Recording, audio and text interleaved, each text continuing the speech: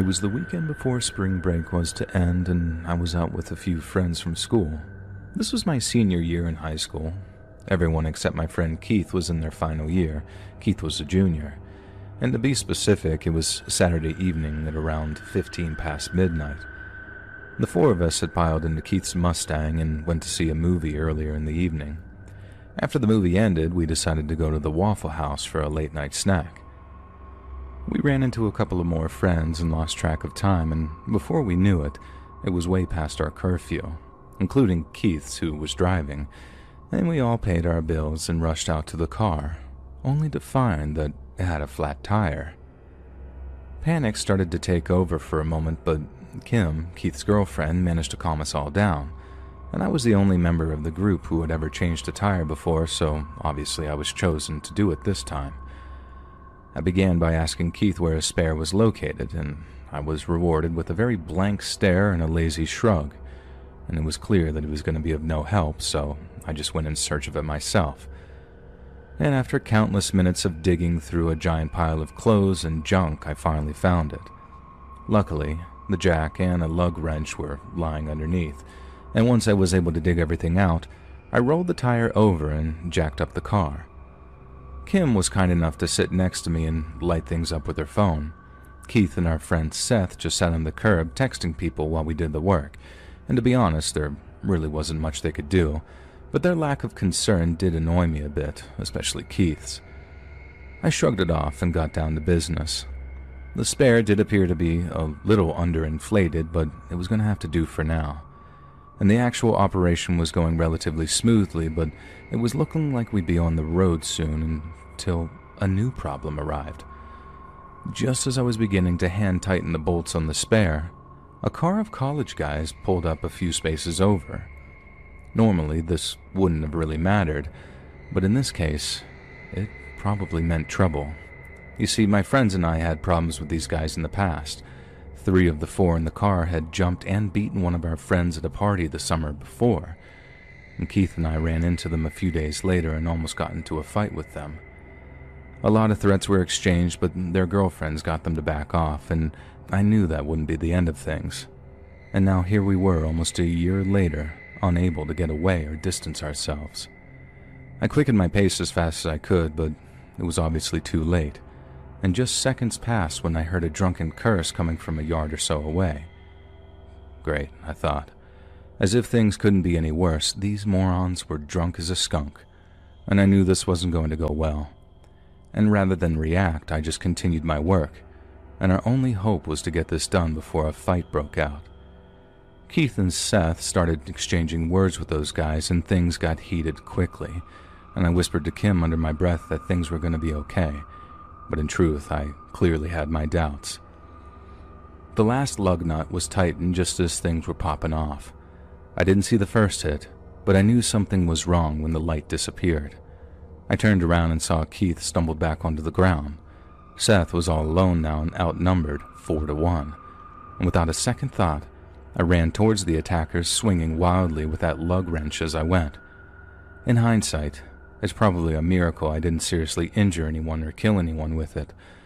I know I made contact with at least 2 people, but I'm not sure where, and I continued swinging around like a madman until I heard a voice behind me telling me to stop. It took me a moment to realize that it was Seth. I turned around and saw him waving his hands, and now that I was out of my haze, I could see Keith lowering the jack while Kim helped him. I didn't know where the college guys had gone, and at that point, I didn't care. My single thought was to get away from the situation. Seth and I gathered up all the tools and threw them into the trunk, while Keith and Kim got into the car and started it. We hopped into the car and pretty much squealed out of that parking lot. It's a miracle that the spare held up, and I don't recall checking the nuts one last time before leaving. And now is when I began asking questions. Seth waited patiently until I finished to answer me, and he said that 3 of the 4 were about to jump him, but I went crazy and started swinging that wrench around, and they turned to jump on me, but I hit them all a couple of times and they just turned tail and took off. And to this day, I still don't really remember much of it. I guess it doesn't matter though. We all got away unharmed and we never saw those idiots again. I was worried for a while that the cops were probably going to show up, but thankfully they never did. And hopefully those losers learned their lesson that night. No matter how tough you think you are, a scared nerd with a lug wrench probably is tougher.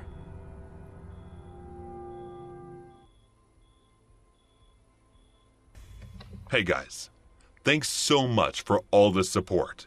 If you haven't subscribed to the channel yet, please feel free to do so.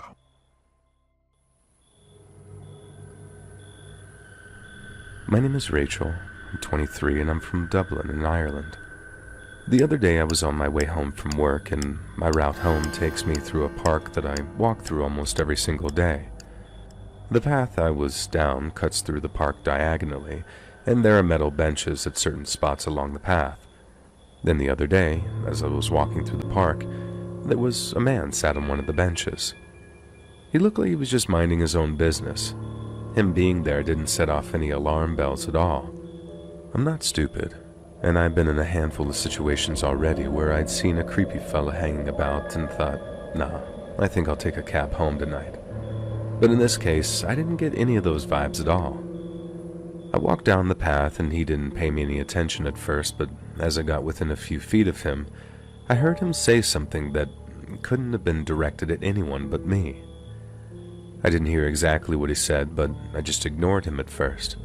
But then as I passed him, I saw him stand up from the bench out of the corner of my eye, and I realized he was following me. I took out my earbuds, then as I carried on walking with the man asking, "Hello?" in a really obnoxious way behind me, I set my phone to record a video and then tried my best to record him without him realizing as I carried on walking down the path. He kept asking me, "Hello? Are you deaf or something?" Until I had my phone recording and I said, "No, I'm not. I just don't want to talk to you." The fellow was easily in his 50s, and I realized that he was probably feeling brave on account of the half-empty bottle of vodka that he was carrying with him. But as I actually talked to him, it was like talking to a child. I told him I didn't want to talk to him, and he asked me, "Why not?" I told him I just didn't, and that he shouldn't be following people he doesn't know through parks. He told me there was nothing wrong with walking with someone, and that he just wanted to be my friend. He carried on like that, being completely pig-headed and irritating, but he didn't escalate, so I just kept on walking until we were only a few feet away from the exit of the park, with the street I live on just on the other side. There's a set of those anti-cycle gates near the end, so I had to slow my pace a bit to walk through, and as I did, he asked me, "Well, can I have a hug then instead?" And I was like, "No, you bloody well cannot have a hug. Are you mental or something?" I know it probably wasn't the smartest move to antagonize the guy, but I was furious that he'd have the cheek to ask a stranger that in the first place. I was so outraged that I stopped as I was about halfway through the cycle gate, but I think that's exactly what he wanted. He reached out and grabbed hold of the arm of my coat. I tried to pull away from him, and he stepped forward closer to the gate and managed to get a grip of my arm. I remember looking around really fast to see if there was anyone I could call over for help, and when I didn't see anyone, all that anger I felt turned to total fear. I tried to tell him to get off of me, but my voice broke up as I felt a lump forming in my throat. I didn't think I'd get so scared so quickly, and I suppose feeling it hit me all at once was just a little too much. When I pulled my arm away as hard as I could, and I expected him to look angry or something, he didn't. He looked like he was having the time of his life. He had this big grin on his face, like he was loving every second of seeing me so frightened, and that only made me more and more afraid that he was going to do something further. I kept moving through the cycle gate after shouting at him to leave me alone. I didn't look back. I wasn't sure if he was following me or not, but all I could think to do was keep walking at a brisk pace and hope I ran into someone I could ask to help me. I turned the corner, and there was a man in his yard and half a football pitch down the street tending to his front garden. I just remember power walking towards him, hoping that I wasn't followed, and really wishing that I'd chosen some flatter shoes. He saw me before I got close, and I'm guessing he could see what a state I was in because he stopped and stared before asking if I was okay as I got closer.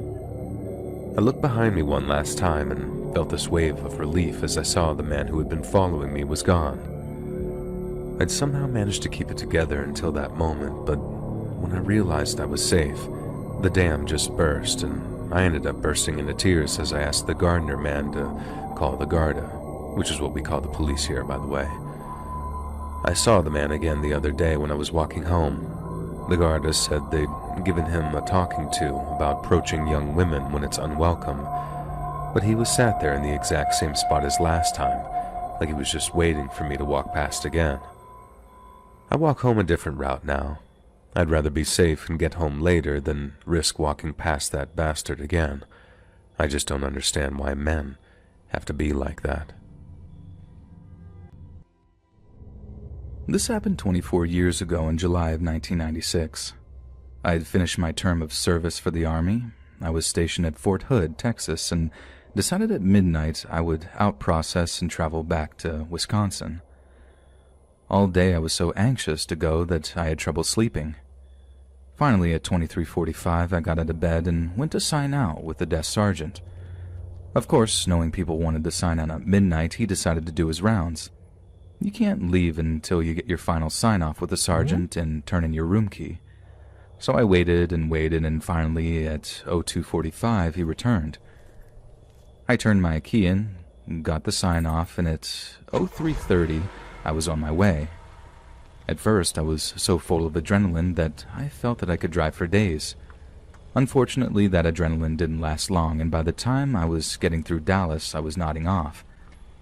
I decided just past Denton that I would pull over at the next rest stop and take a quick nap until the sun came up. I could barely keep my eyes open when I came up to a stop. I pulled over and got out of my car to get some air and throw something away and to get a look at my surroundings. There were only about 3 other cars and 2 semi-trucks there. It was a picnic stop and not a rest stop, so no restrooms. I threw my trash away and glanced at a poster of a few missing persons, but I really didn't pay any attention to it. I went back to my car, which was a basic Geo Metro. No radio, no power windows, no power locks.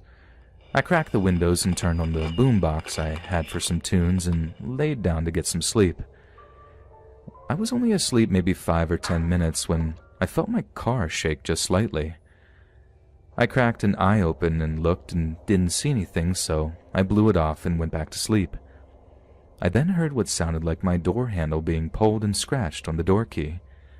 I then sat up quickly, but I didn't see anyone there.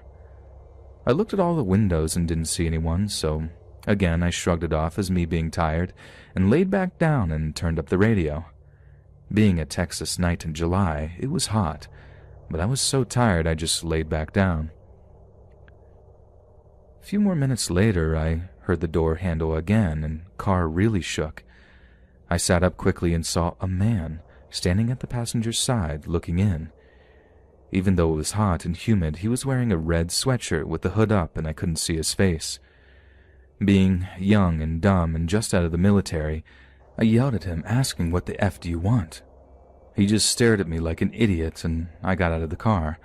Mind you, I'm only 5'6", but I was livid. He just walked off towards the picnic tables like nothing happened. All the while, I'm yelling at him that if he came back, I'd take him out. I decided I would just drive on from there. I got back in and went on my way. Even though I was so upset, only about 10 miles down the road, I was super tired again. Luckily, about another 10 miles down I-35, there was another picnic stop. Not sure why North Texas doesn't have rest areas, but they don't. I pulled into the second picnic stop and backed into a spot just in case I needed to leave quickly. Not sure why, but there was only one other car there and no semi-trucks. I again locked the doors, cracked the windows, and turned on my boombox. I fell asleep right away, and about 30 minutes later I hear a loud thud on my driver's side window. I jumped up and looked around, and no one was there. I got out of the car, which was very stupid, but I had my macho military attitude going. But no one was around. I assumed it was my nerves from the other stop. I got back into my car, locked the doors again, and closed my eyes. This time I was too amped up to fall asleep, so I laid there with my eyes closed. I felt that someone was looking at me, and I opened my eyes and saw the guy standing there again with the red sweatshirt, hood up. I couldn't see his eyes, but I could see he was smiling at me. I popped up quick and tried to quickly open the door and bump him. Being a cheap Geo, since the doors were locked, it didn't open. He walked backwards, still staring at me. By the time I got out, he was about 30 feet away, facing me. It was fairly dark, but as I looked him over, he looked really skinny, but was about 6'2", maybe 6'3", but I still felt like I could take him with my military experience. He was wearing the red hooded sweatshirt, blue jeans, and green tennis shoes. For some reason, I thought the shoes looked odd. I could see something shine every now and then as he stood there staring at me, and I honestly believe it was a machete. I quickly reached into my back seat and grabbed my baseball bat and started yelling at him to come get some. I'm not really sure why I said that. He started walking towards me and I took a few steps towards him, not really thinking. As I got about 5 feet away from my car and he was now about 15 feet from me, a yellow van pulled up quick and parked just off to the side of the road. I finally realized what was happening and I saw 2 guys also wearing hooded sweatshirts in the van. Before they could get out, I ran back to my car. I had left the keys in the ignition. Since I had backed in, I was able to cut it hard right and peeled my car out of there. I was so lucky. Being a manual car, I didn't stall the car because the other 2 guys were out of the van and the first guy was just about at my car. I jumped back on the interstate and didn't stop until I was about 20 miles into Oklahoma. I stopped for gas and to use the restroom. In the restroom, I noticed that same flyer I barely glanced at the first picnic stop. It was basically a flyer with several missing persons on it and warning people not to stop for long periods of time at the rest areas. It described a possible suspect as possibly 6 foot, wearing blue jeans, green shoes, and a red hooded sweatshirt. I completely went white. Needless to say, since it was daylight, I drove the rest of the way to Wisconsin wide awake. Not sure why, but I never reported it to the number on the flyer or told anyone about it. But now I live in North Texas and pass those 2 picnic stops every day on my way to work, and I think about it quite often. Hey guys, thanks so much for all the support. If you haven't subscribed to the channel yet, please feel free to do so. On Valentine's Day back in 1982, an Arizona state trooper was walking along the side of Interstate Highway 40.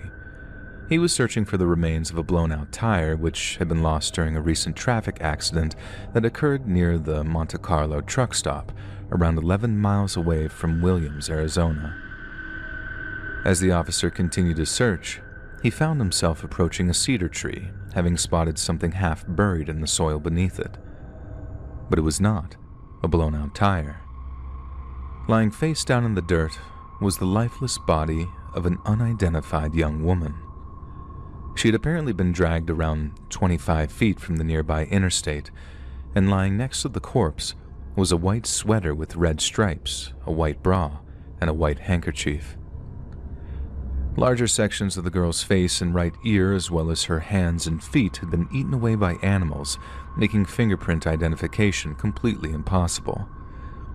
Coroners later determined that the girl had been dead for around 2 weeks before she was discovered, and that the cause of death was most likely suffocation or asphyxiation, as her hyoid bone had not been broken, and there were no other significant indications of physical trauma.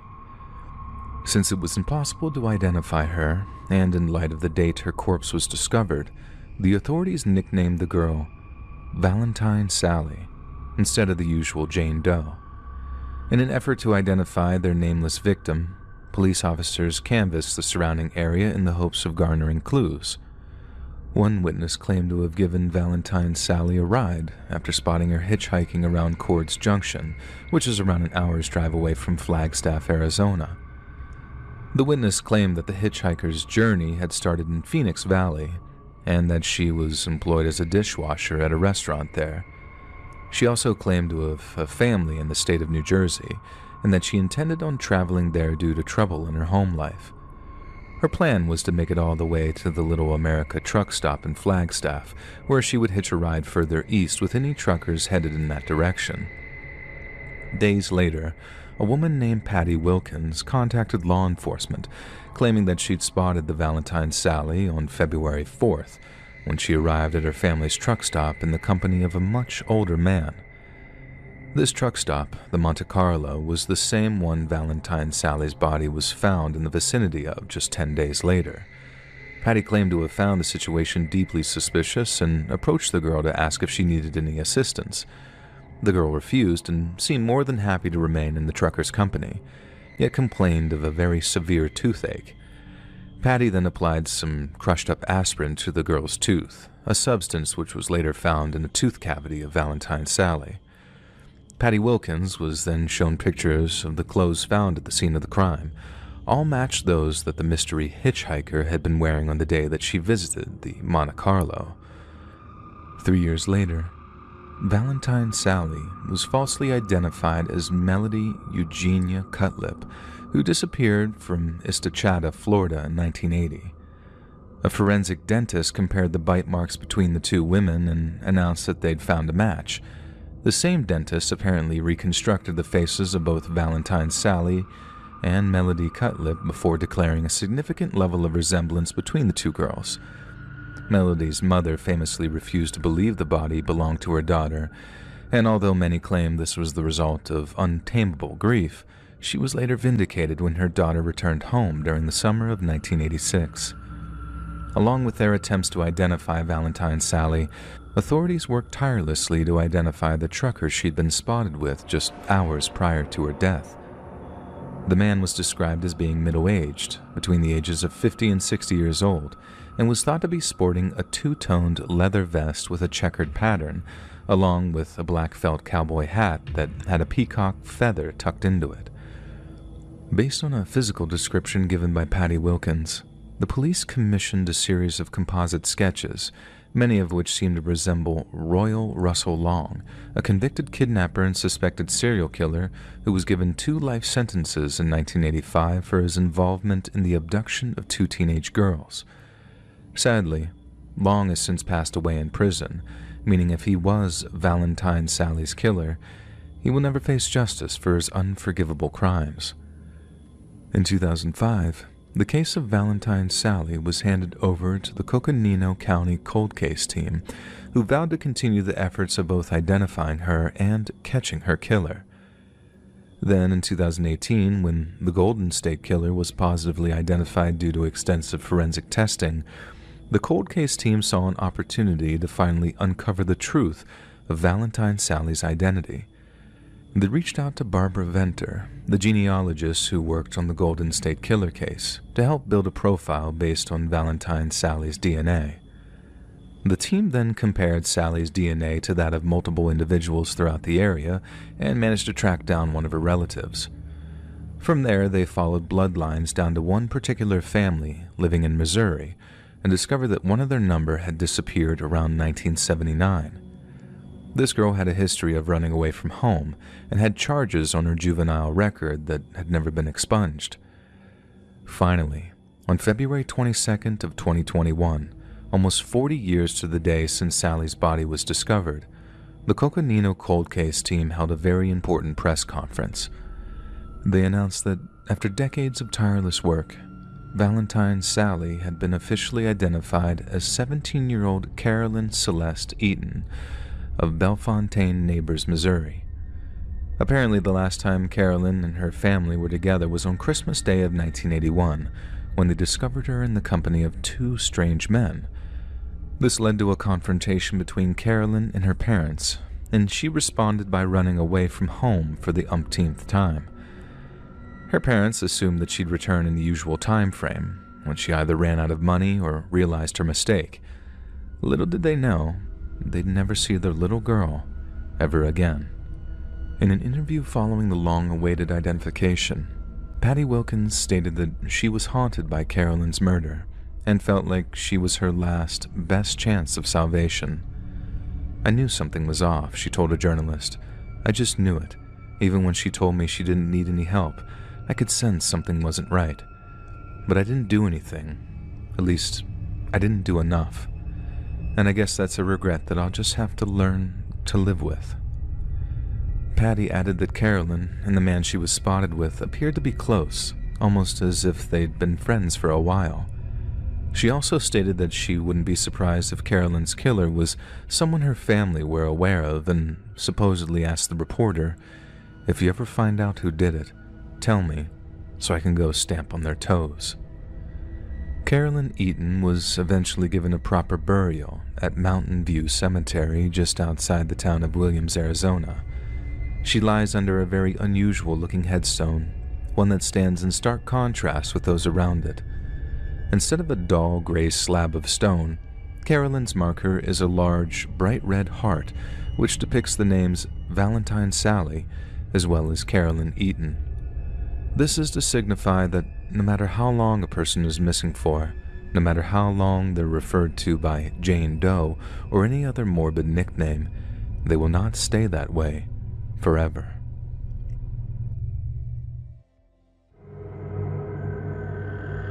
This event took place when I was in college and occurred way before there were things like cell phones. I was an undergraduate at the time and attended a school located in the Appalachian Mountains. The school was in a small town, and I soon came to realize that the townies, that is, people who grew up there, didn't much care for us students. I was a junior at the time, and it happened during a cold winter. I had heard a story regarding a certain townie that liked to frequent a popular bar called The Club. It was a place frequented by both students and townies. The way the story went, this guy would come out on Saturday evenings to pick fights with students. The past weekend, he had sat down at a table, uninvited, where a group of students were drinking beer. He just sat there silent and very unwelcome. Eventually, he grabbed the thigh of a male student. He then assaulted them when the student gripped him by the arm and told him to let go. Supposedly, the students all had to go to the hospital due to injuries sustained during the beating. The owner didn't do a thing about it either, also being a townie, I guess.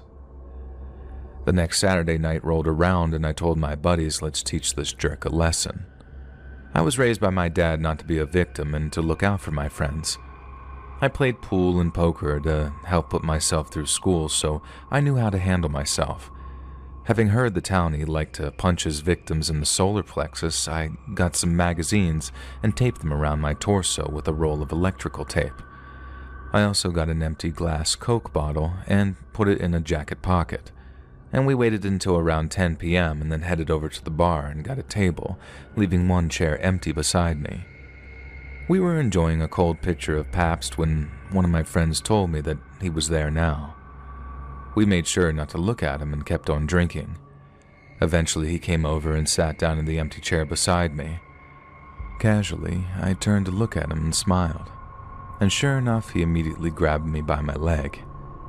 "Hey there, fella," I said, still smiling as I took another sip of beer. He had a hard grip on my thigh as he stared back at me, not saying a word. "Well, you certainly aren't a shy one," I said, and my friends all laughed. It had grown silent. Everyone in the bar was watching now.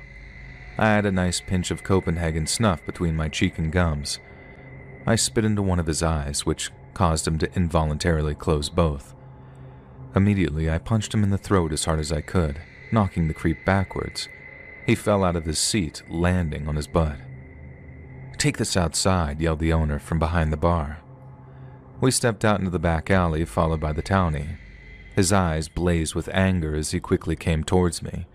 He took a swing, which I blocked as I pulled out that glass Coke bottle, gripping it by the neck. I swung back hard, landing a very savage blow against his thick skull. I felt it connect with a very satisfying thud. His head snapped back and he stumbled. I kicked his legs out from under him, and then we circled around him and started kicking him with our steel-toed Doc Martens. He tried to get up, but we just kept kicking him as hard as we could, working up a good sweat. He must have tried not to yell or scream, but soon enough he was crying like a baby. And this went on for quite a while until we eventually heard whining sirens approaching us. "Let's go," I shouted as we legged it out of there as fast as we could. Later, we were told an ambulance had to come to the bar to cart off the unconscious townie on a stretcher. And needless to say, we didn't return to the club anytime soon again. One time the next year I went back and saw Townie sitting in a wheelchair beside the bar. He looked like him, but he wasn't so big anymore and trembled a lot.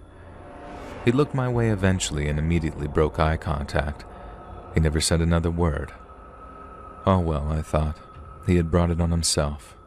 There are consequences to your actions.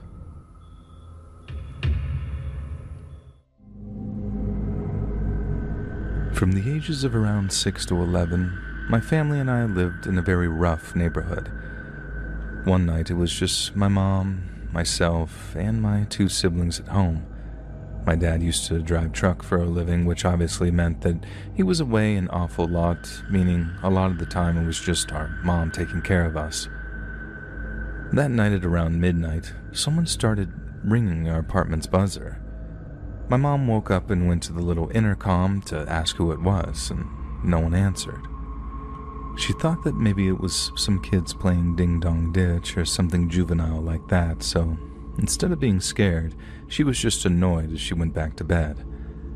But then about 30 minutes later, someone starts buzzing for a second time. Mom gets up again and peers through the side window to see if she can spot anyone out there, but she can't see a single living soul, and that's when she started to freak out.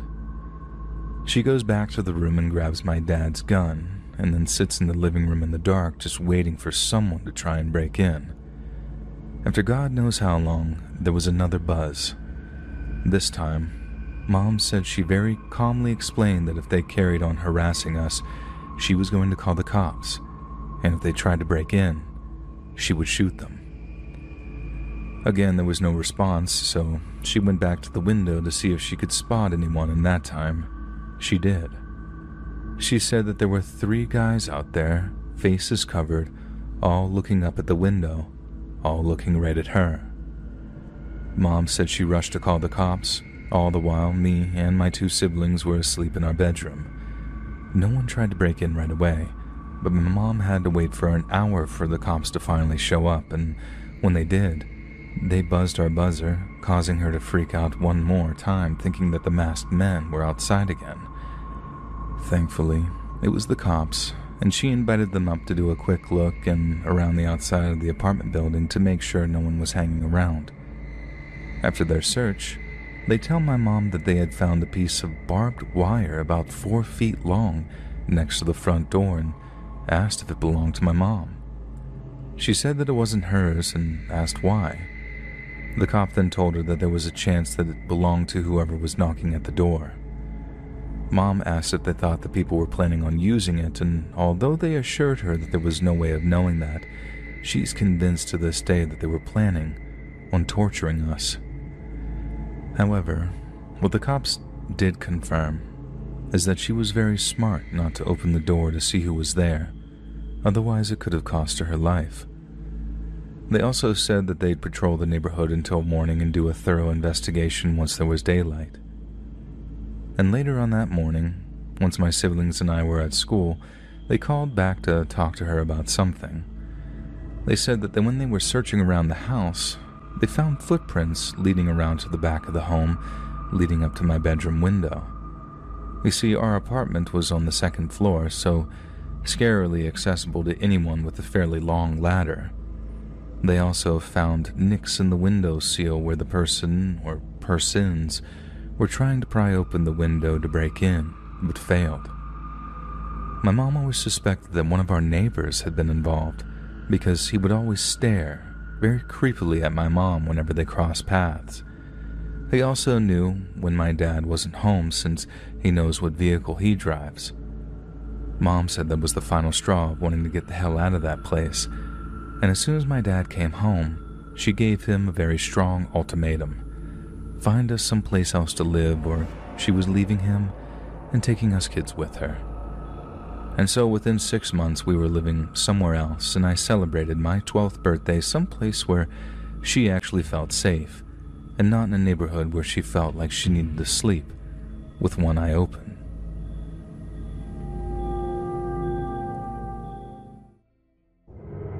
Back in 2011, I did a week of guest lecturing at UMSL, and since I was still a young maverick back then, I was content to surf the couch of an old friend who happened to be working there after attending the same university. We were still in our late 20s, so we were holding down jobs and being fairly responsible, but still staying up until 3 a.m. on the weekend, playing stoned Wii Sports until we got hungry enough to want to eat. At which point, we'd head over to the local 24-hour Walmart to grab whatever looked good. He worked late shifts, and almost all my lectures were scheduled for the afternoon, so we stayed up almost every night, either just hanging out, watching movies, or playing Wii. Then, on the fourth night of our little ritual, my buddy gets home from work, we smoke up, play some more Wii Sports, and then made our way over to the Walmart to get some food. We're walking up and down the aisles with a basket, throwing in pizzas and wings and whatnot, but then, when we got to the snack aisle, we found ourselves in a minor disagreement over which chips to buy. We basically ended up standing there having some dog-brained debate on which Ruffles were the superior flavor, when I start to notice this dude at the end of the aisle on our right. And I noticed him because he wasn't looking at the chips. He was looking directly at us. You know when you can see someone looking in your direction, but you don't want to make any eye contact with them, so you kind of just check them out in your peripheral vision, but refrain from meeting their gaze? It sounds oddly specific, I know, but I'm sure some of you will know what I mean when I say that. I didn't look directly at this dude, but I also knew for certain that he was looking at us. Not just a glance either. He was staring at us. I turned to my buddy and I was about to say, "Get a load of this guy," when I saw a second dude standing at the opposite end of the aisle, who was doing the exact same thing. Now, I did end up making eye contact with the second guy, purely by accident, but he only glanced at me for a second before I recognized that he wasn't strictly looking at me. He was looking past me, at the first guy I had spotted, who was standing to my right. And that's when I turned back to the original dude to see if he really was checking out this other guy and not me and my buddy, and lo and behold, he was indeed looking at this seemingly random dude. Keeping in mind that I'm just completely toasted at this time, it took me a second to realize what was going on, and that there weren't just these two random dudes staring at me from each end of the aisle. They were having some kind of weird staring competition, and at first I didn't realize just what that meant. But the second the guy on my right reached into his waistband, and I saw this flash of jet black against his bright red boxers, everything I'd been slow to pick up on hit me all at once, and I just remember dragging my buddy to the floor as the shots started popping off around us. I instinctively tucked my head in and squeezed my eyes shut after hitting the floor, so I didn't see anything of what happened next. All I heard was the shots, or more specifically, the crazy echoing they made as the sound waves bounced all over the store. Then, while the shots were like whop, whop, whop, whop, whop, whop, just this weird sound, I had my buddy in my left ear screaming, "What the F? What the F and F?" And we just lay there until everything finally went quiet, ears ringing, and by that point my buddy had gone quiet too. Probably one of the most terrifying moments of my entire life, right there, thinking one of my best friends in the entire world had been shot dead. Thankfully, he just finally decided to shut up and stop screaming, but that moment of thinking, "Oh God, please no," probably one of the worst ones in my entire life. I remember just helping my friend up, and then we saw one of the employees running for a fire exit, and we followed. And then the next thing, we were in the parking lot, hearing one siren turn into two and then double again, and then before we knew it, there were like half a dozen cop cars all pulling into that Walmart parking lot in twos and threes. The parking lot was just completely filled with blue and red lights as the cops ran into the Walmart through the front entrance. But by that point, I think both shooters were long gone. I don't remember seeing any blood either. I mean, not that we were looking, but the point is, I'm not sure that they even hit each other. And I read later that you don't even start gushing blood after being shot, that it sometimes takes a second for the bleeding to really kick in, depending on where the wound is. So maybe they did hit each other and I just didn't see any of it. I actually did a disturbing amount of research into small caliber shootouts after that whole incident too, and all under the recommendation of the therapist that Yushai provided me with. They were great providing me with paid leave, as I'm not going to lie, being in public places was pretty nerve-wracking for a while after that shooting. The thing that really got me was how lucky we'd been not to have been hit in the crossfire. And I'll put it this way. We had to talk to the cops afterwards to give them a description of both shooters, so we got a pretty good breakdown of what had actually happened. I guess these two gangbangers managed to pepper that entire aisle with 14 bullets that went everywhere, but then somehow, by the grace of God, neither of us were hit. It's still something that I think about from time to time. Like whenever I drive past a Walmart someplace, it's guaranteed to pop into my head if I ever have to visit one for any reason. And I always wonder what would have happened if I hadn't spotted the guns in time, or if we hadn't been so lucky in regard to where the bullets ended up. This happened to me about 5 years ago, and even now, I get chills just thinking about it. I was renting a small house in a quiet neighborhood at the time. It wasn't anything fancy, but it was cozy, affordable, and had a lot of character. The only thing I didn't love was the crawl space under the house. The access door to it was in the laundry room, a square wooden hatch flush with the door. It was locked from the outside, and I had never had any reason to open it, and I figured it was just pipes, cobwebs, and the usual creepy crawl space stuff. One evening, I came home late from work, and it had been a stressful day, and all I wanted was to shower and collapse into bed. As I stepped inside, I noticed something strange. My laundry room light was on. I was sure that I had turned it off that morning, but I chalked it up to being absent-minded in my rush to turn it off again. That night, I woke up at around 2 a.m. to a very faint noise, and at first I thought it was just the wind, but as I lay there, I realized that it was coming from the laundry room, a sort of soft, rhythmic thumping sound. My heart started to race, and I debated whether to get up and check it or just stay in bed and hope it stopped.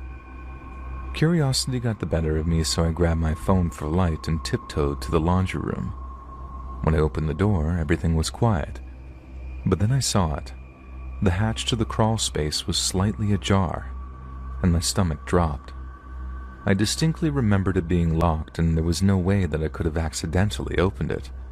Trying to stay calm, I convinced myself that it might be an animal that had somehow gotten in. I shut the hatch tightly and placed a heavy box of detergent on top of it before going back to bed. The next day, I called the landlord to ask if there were any pest issues I should know about, and he seemed surprised and said no one had reported anything like that before. Still, he promised to send someone over to check it out.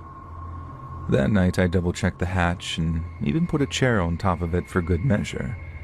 I didn't hear any noises, and I started to feel a little chilly for being so freaked out. But around 3 a.m., I woke up to the sound of my bedroom door creaking open. I froze.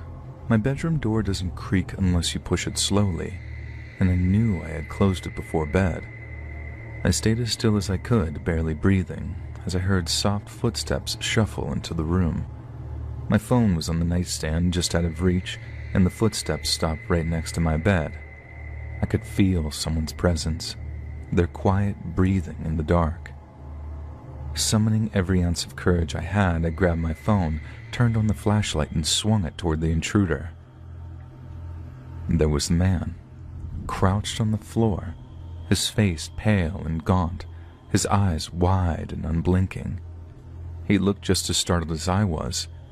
I screamed and bolted out of the room, running outside to the neighbor's house.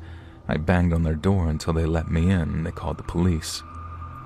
When the officers arrived, they found the man still in my house, hiding in that crawl space.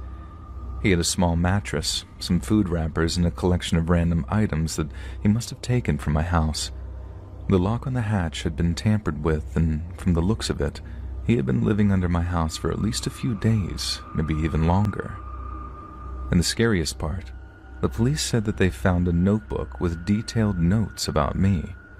He had written down my daily routine, when I left for work, when I came home, even what I wore. and there were also a list of plans, though they wouldn't tell me what was on that.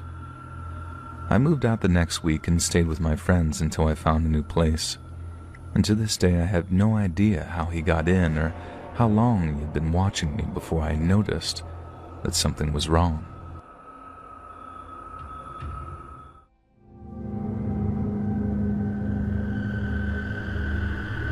When I was 14 years old, my family and I went on a boating trip out of Melbourne's western Port Bay.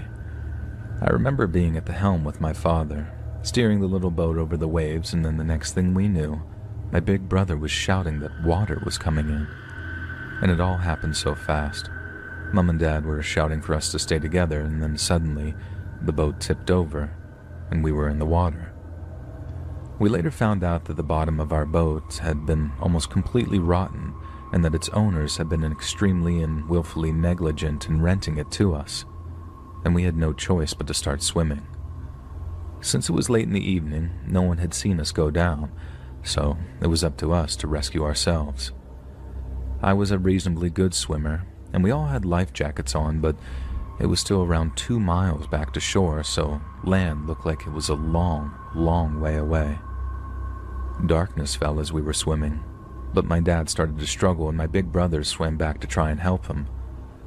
My mom and I stuck together and kept going, but we soon lost sight of my father and brother. Seagulls cried out above me, and I kept imagining that they were warning me of an attack from sharks that were no doubt swimming in the waters around us. I could see land, but it didn't seem to get any closer. Finally, after more than 3 hours in that water, I felt the sandy bottom against my feet. I'd reached the mud flats of what I believed was the mainland, but my mom, dad, and brother were nowhere to be seen. I was weak, cold, and exhausted. I dragged myself through the mud, which at some points was almost up to my waist, and this was even more terrifying than the swimming. The mud kept on sucking me down, and I was terrified that I'd sink and be suffocated. My muscles ached, my lungs burned, and I felt like I was about to pass out at points. But at the same time, I knew the clock was ticking, that it was essentially down to me and me alone to get help from my family. The clock was ticking in my head, and I needed to get my family the help they badly needed. When I finally made it ashore, I realized that I was on French Island, an island with an old, disused prison on it that has only about 50 people on it. I ran through the bushland, using up the last reserves of my energy, it felt like, and feeling thorns scratching against my legs and arms. I ran for a long time, too, stopping every so often to catch my breath before continuing through the bush. Finally, I found a house, and after banging on the door, someone opened it and I told them what had happened. I just remember crying and crying as they tried to comfort me, and how I begged them to help find my family. They told me everything was going to be okay, and that they'd contacted the Victoria Coast Guard. I appreciate that they were just trying to console me, but I knew they were wrong. The next morning, the bodies of my mom, dad, and older brother were recovered from the water off the coast of Fairhaven, and words can't express how devastated I was, and I was filled with this overwhelming survivor's guilt, thinking that I should be the one dead. And for 5 long years, I was a wreck, and I think I might be dead from drink and drugs if it wasn't for the birth of my first kid. And for a long, long time, I avoided any kind of large body of water, which included swimming pools, before my therapist suggested that I undertake some exposure therapy. This would involve brief trips to a local pool, but at first, my anxiety was so bad that even if my head was above the water, I just couldn't breathe. I tried for 4 months, but nothing worked until a local swim coach heard my story and offered some help. And then over the next year or so, the therapy started to chip away at my fear until, finally, I was able to look at the sea without feeling like I was about to have a panic attack. My proudest moment has been taking part in a charity swim across the Rip, which is an infamously rough stretch of water. We helped raise money for a domestic violence charity here in Australia, which is a cause very close to my heart for reasons that could well make for another true scary story. It might have taken me 20 years, but I no longer let my fear control me. I now understand that what happened wasn't my fault, But the irony of needing water to heal the very trauma that it created has never been lost on me.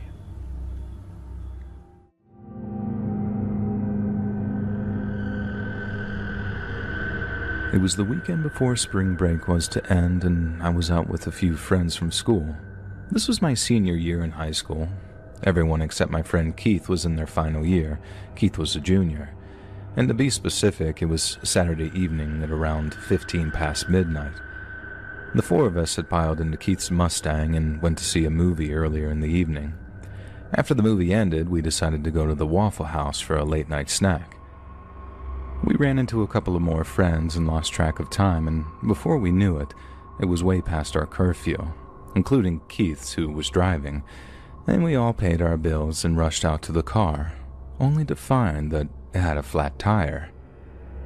Panic started to take over for a moment, but Kim, Keith's girlfriend, managed to calm us all down, and I was the only member of the group who had ever changed a tire before, so obviously I was chosen to do it this time. I began by asking Keith where his spare was located, and I was rewarded with a very blank stare and a lazy shrug, and it was clear that it was going to be of no help, so I just went in search of it myself. And after countless minutes of digging through a giant pile of clothes and junk, I finally found it. Luckily, the jack and a lug wrench were lying underneath, and once I was able to dig everything out, I rolled the tire over and jacked up the car. Kim was kind enough to sit next to me and light things up with her phone. Keith and our friend Seth just sat on the curb texting people while we did the work, and to be honest, there really wasn't much they could do, but their lack of concern did annoy me a bit, especially Keith's. I shrugged it off and got down to business. The spare did appear to be a little underinflated, but it was going to have to do for now. And the actual operation was going relatively smoothly, but it was looking like we'd be on the road soon until a new problem arrived. Just as I was beginning to hand-tighten the bolts on the spare, a car of college guys pulled up a few spaces over. Normally, this wouldn't have really mattered, but in this case, it probably meant trouble. You see, my friends and I had problems with these guys in the past. 3 of the 4 in the car had jumped and beaten one of our friends at a party the summer before, and Keith and I ran into them a few days later and almost got into a fight with them. A lot of threats were exchanged, but their girlfriends got them to back off, and I knew that wouldn't be the end of things. And now here we were almost a year later, unable to get away or distance ourselves. I quickened my pace as fast as I could, but it was obviously too late, and just seconds passed when I heard a drunken curse coming from a yard or so away. Great, I thought. As if things couldn't be any worse, these morons were drunk as a skunk, and I knew this wasn't going to go well. And rather than react, I just continued my work, and our only hope was to get this done before a fight broke out. Keith and Seth started exchanging words with those guys, and things got heated quickly, and I whispered to Kim under my breath that things were going to be okay, but in truth, I clearly had my doubts. The last lug nut was tightened just as things were popping off. I didn't see the first hit, but I knew something was wrong when the light disappeared. I turned around and saw Keith stumbled back onto the ground. Seth was all alone now and outnumbered 4-1, and without a second thought, I ran towards the attackers, swinging wildly with that lug wrench as I went. In hindsight, it's probably a miracle I didn't seriously injure anyone or kill anyone with it. I know I made contact with at least 2 people, but I'm not sure where, and I continued swinging around like a madman until I heard a voice behind me telling me to stop. It took me a moment to realize that it was Seth. I turned around and saw him waving his hands, and now that I was out of my haze, I could see Keith lowering the jack while Kim helped him. I didn't know where the college guys had gone, and at that point, I didn't care. My single thought was to get away from the situation. Seth and I gathered up all the tools and threw them into the trunk, while Keith and Kim got into the car and started it. We hopped into the car and pretty much squealed out of that parking lot. It's a miracle that the spare held up, and I don't recall checking the nuts one last time before leaving. And now is when I began asking questions. Seth waited patiently until I finished to answer me, and he said that 3 of the 4 were about to jump him, but I went crazy and started swinging that wrench around, and they turned to jump on me, but I hit them all a couple of times and they just turned tail and took off. And to this day, I still don't really remember much of it. I guess it doesn't matter though. We all got away unharmed and we never saw those idiots again. I was worried for a while that the cops were probably going to show up, but thankfully they never did. And hopefully those losers learned their lesson that night. No matter how tough you think you are, a scared nerd with a lug wrench probably is tougher.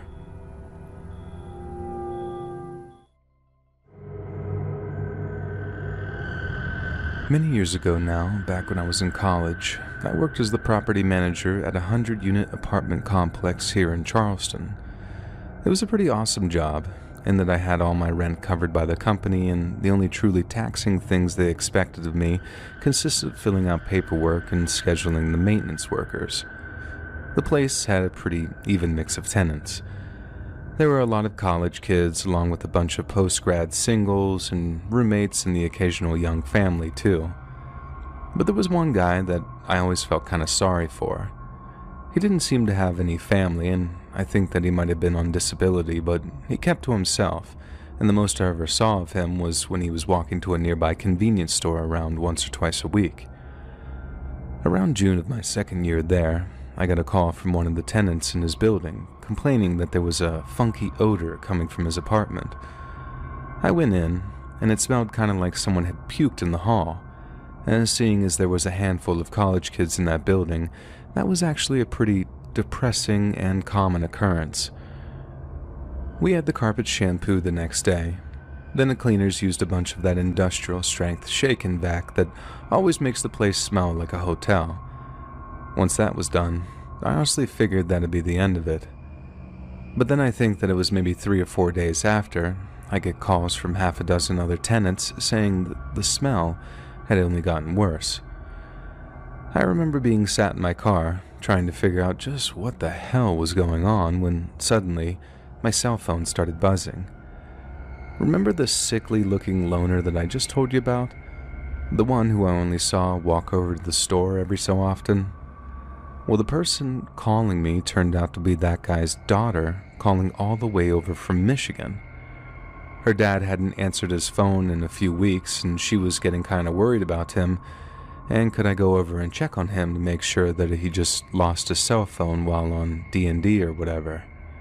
I said that I'd oblige her, then head over to his building again just to do that. As I'm walking, I put 2 and 2 together. It's summer, there's a bad smell in the building, and my sickly-looking loner hadn't been heard from in a while. I immediately called my on-duty maintenance guy and told him about the call, and he too thinks that we're both about to have a really bad day. We met up, walked up to the guy's floor, and sure enough, the smell hits us like an absolute freight train. Then, when we managed to get the door of the loner's apartment open, the smell is considerably stronger. We knocked on the door a few times, and to this day I'm not entirely sure why we did that. I guess it was just one final grasp at home before we had to deal with the reality in front of it. But when we got no answer, I opened the door and all we could hear was the non-stop buzz of all the flies in the apartment. I immediately slammed the door, walked out of the building with the maintenance guy behind me, and we slowly figured out a plan of action. Then within the hour, the cops were on the scene, closely followed by the fire department and eventually the county coroner. Apparently the guy died from some sort of natural causes probably 3 to 4 weeks earlier, and by that time, the temperature was regularly in the 90s outside, so in an apartment with no AC, it was cooking this guy at about 100 to 110 degrees. He was practically a puddle by the time we got to him. The cost to recover the apartment was close to $30,000. It was stripped down to the studs. Every thread of carpet, every appliance, every cabinet, every hunk of drywall, it all got torn out and replaced. That whole ordeal is how I found out that there are actually specialist cleaning companies who specialize in the cleaning of human remains, and I also learned that they don't come cheap. Even after that, there was always a faint odor in the apartment, and trying to get it filled again was an ordeal all unto itself.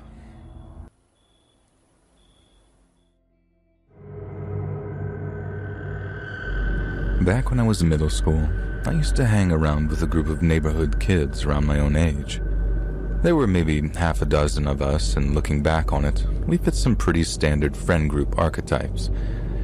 We had our wise and cautious leader, a reckless daredevil, a mama's boy, an all-American sports kid, one boring, quiet kid, and the crazy one. We all got along well enough, even the crazy kid in spite of how annoying he could be.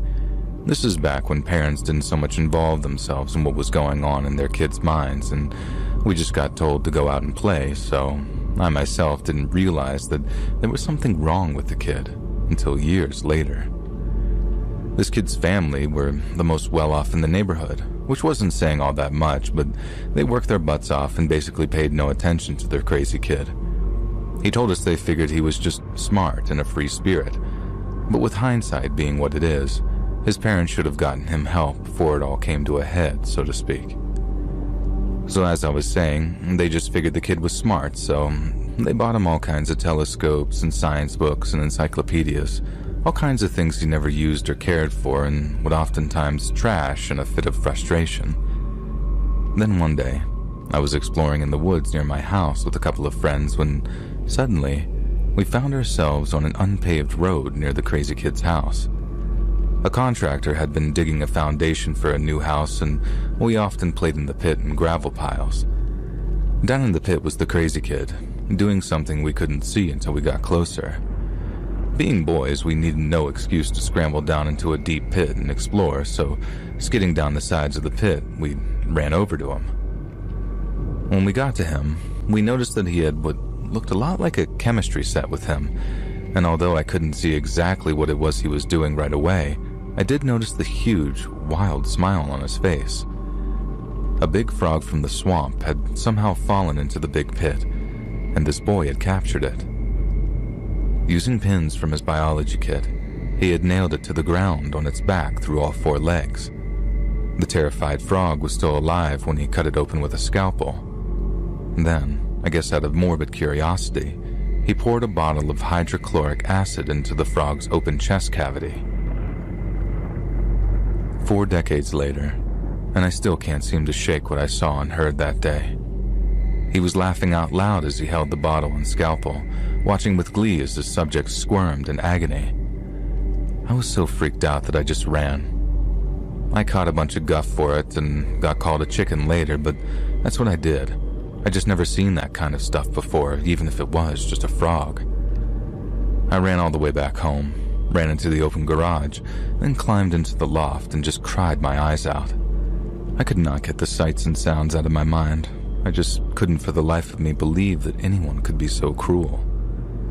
Eventually, I fell asleep from exhaustion in some old, scratchy army blankets my dad kept in the loft, and then I awoke to what was the sound of my mother calling me for dinner.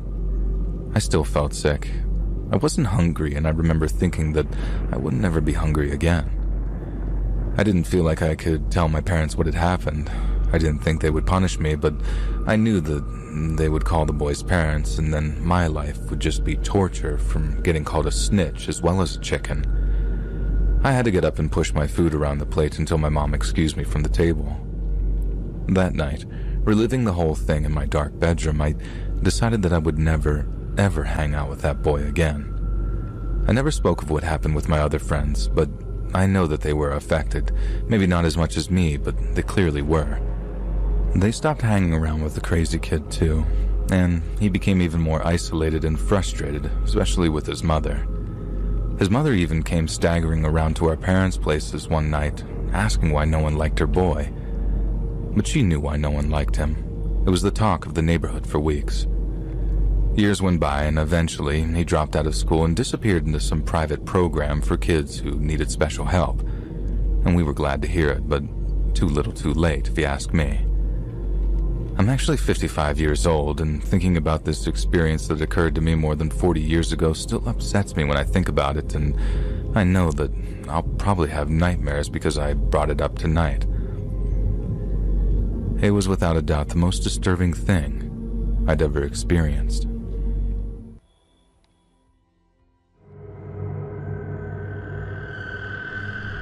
The Reverend Maurice Dometz was born in Blue Rapids, Kansas on June 24th of 1896.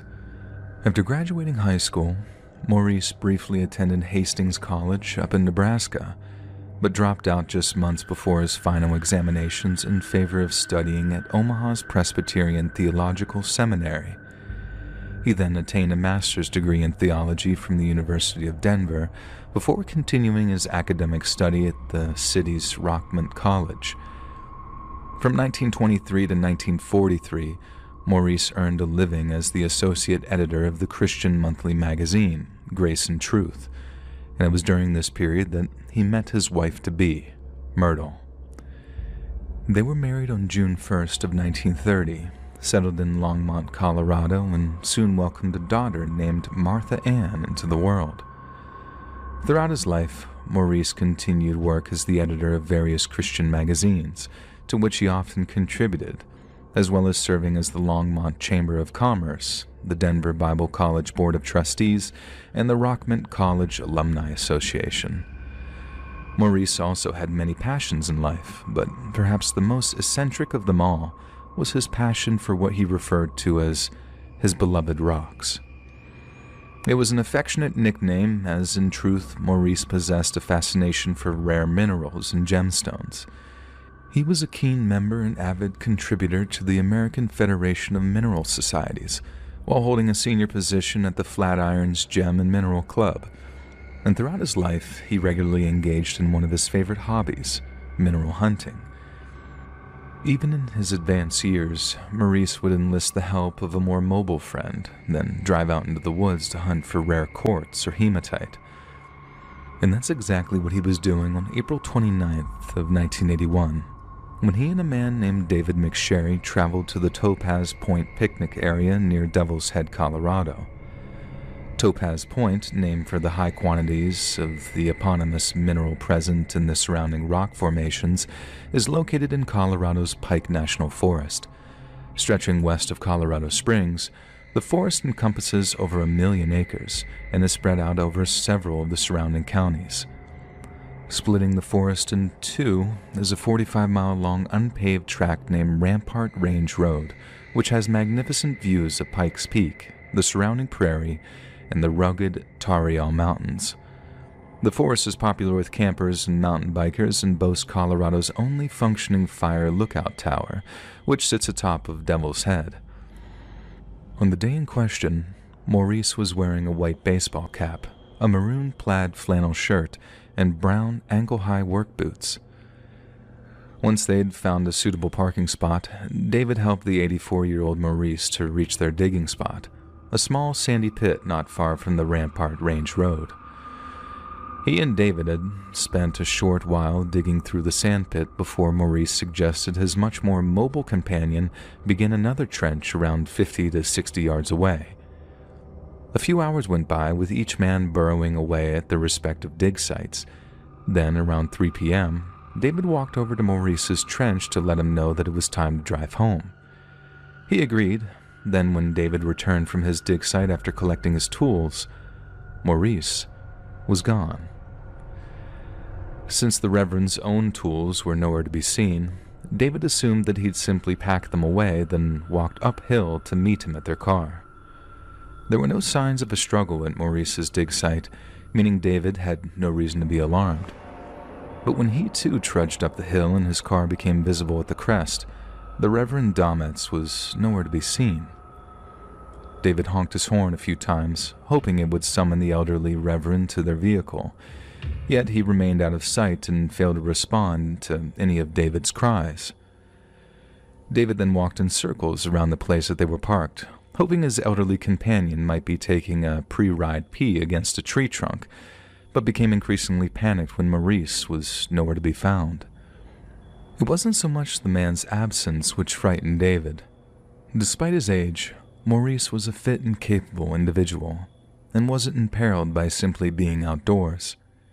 What frightened him was that Maurice had seemed to suddenly and quite inexplicably disappear. And by 11 p.m. that night, the Douglas County Sheriff's Department had its dedicated search and rescue team on the scene, who conducted preliminary oversight searches before daylight could aid their primary effort. In total, just shy of 100 people descended on the area surrounding Topaz Point to lend a hand in the search. Human chains made up of volunteers walked slowly through the trees, eyes glued to the earth, while teams of dedicated tracker dogs ran roughshod through the hills, trying in vain to locate any kind of scent trail. Many involved expressed incredible frustration at their inability to locate any trace of their missing person. At the very minimum, the tracker dogs should have at least given them an idea of which direction Maurice went, yet they only ever seemed to alert at the trench that he'd been digging at. It was almost as if he and his digging equipment had simply vanished into thin air. Despite their failure to achieve any meaningful progress, the search continued for around 2 to 3 weeks before it was finally discontinued. Maurice's wife, Myrtle Domitz, expressed tearful indignation at the decision and accused the Colorado governor of abandoning her husband. In an open letter, she publicly begged him for help and insisted the case was much more sinister than that of a regular missing person.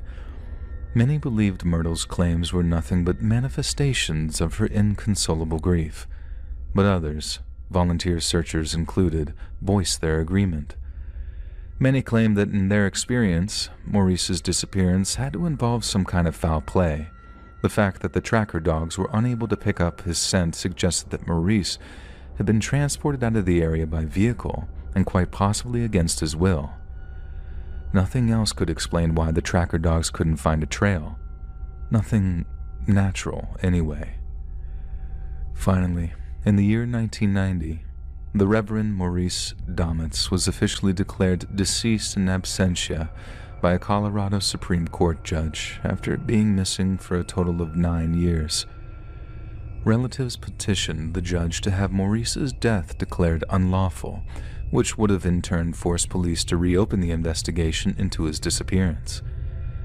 But since there were no signs of any struggle at the Topaz Point dig sites, and since there had been no blood or cries or help suggesting some kind of attack of abduction, the judge refused the family's request and refused a verdict of unlawful death in favor of one by misadventure.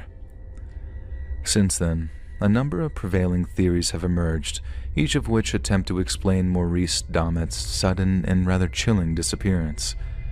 The first, and perhaps the most feasible, is that Maurice suffered severe complications due to the blood disorder he'd been suffering from for many years. Others say he could have quite possibly taken his own life, having considered it a less painful, less drawn-out alternative to dying in a hospice bed. It would have been just like Maurice, they say affectionately, to want to spend his final day digging for those beloved rocks of his, rather than face a time when he'd be unable to do so. Yet to the contrary, Domitz was a lifelong man of God, who tried to weave the Bible's teachings into every one of his conscious acts. Therefore, it seems highly unlikely that he'd opt to take his own life over a natural, God-given end to his life.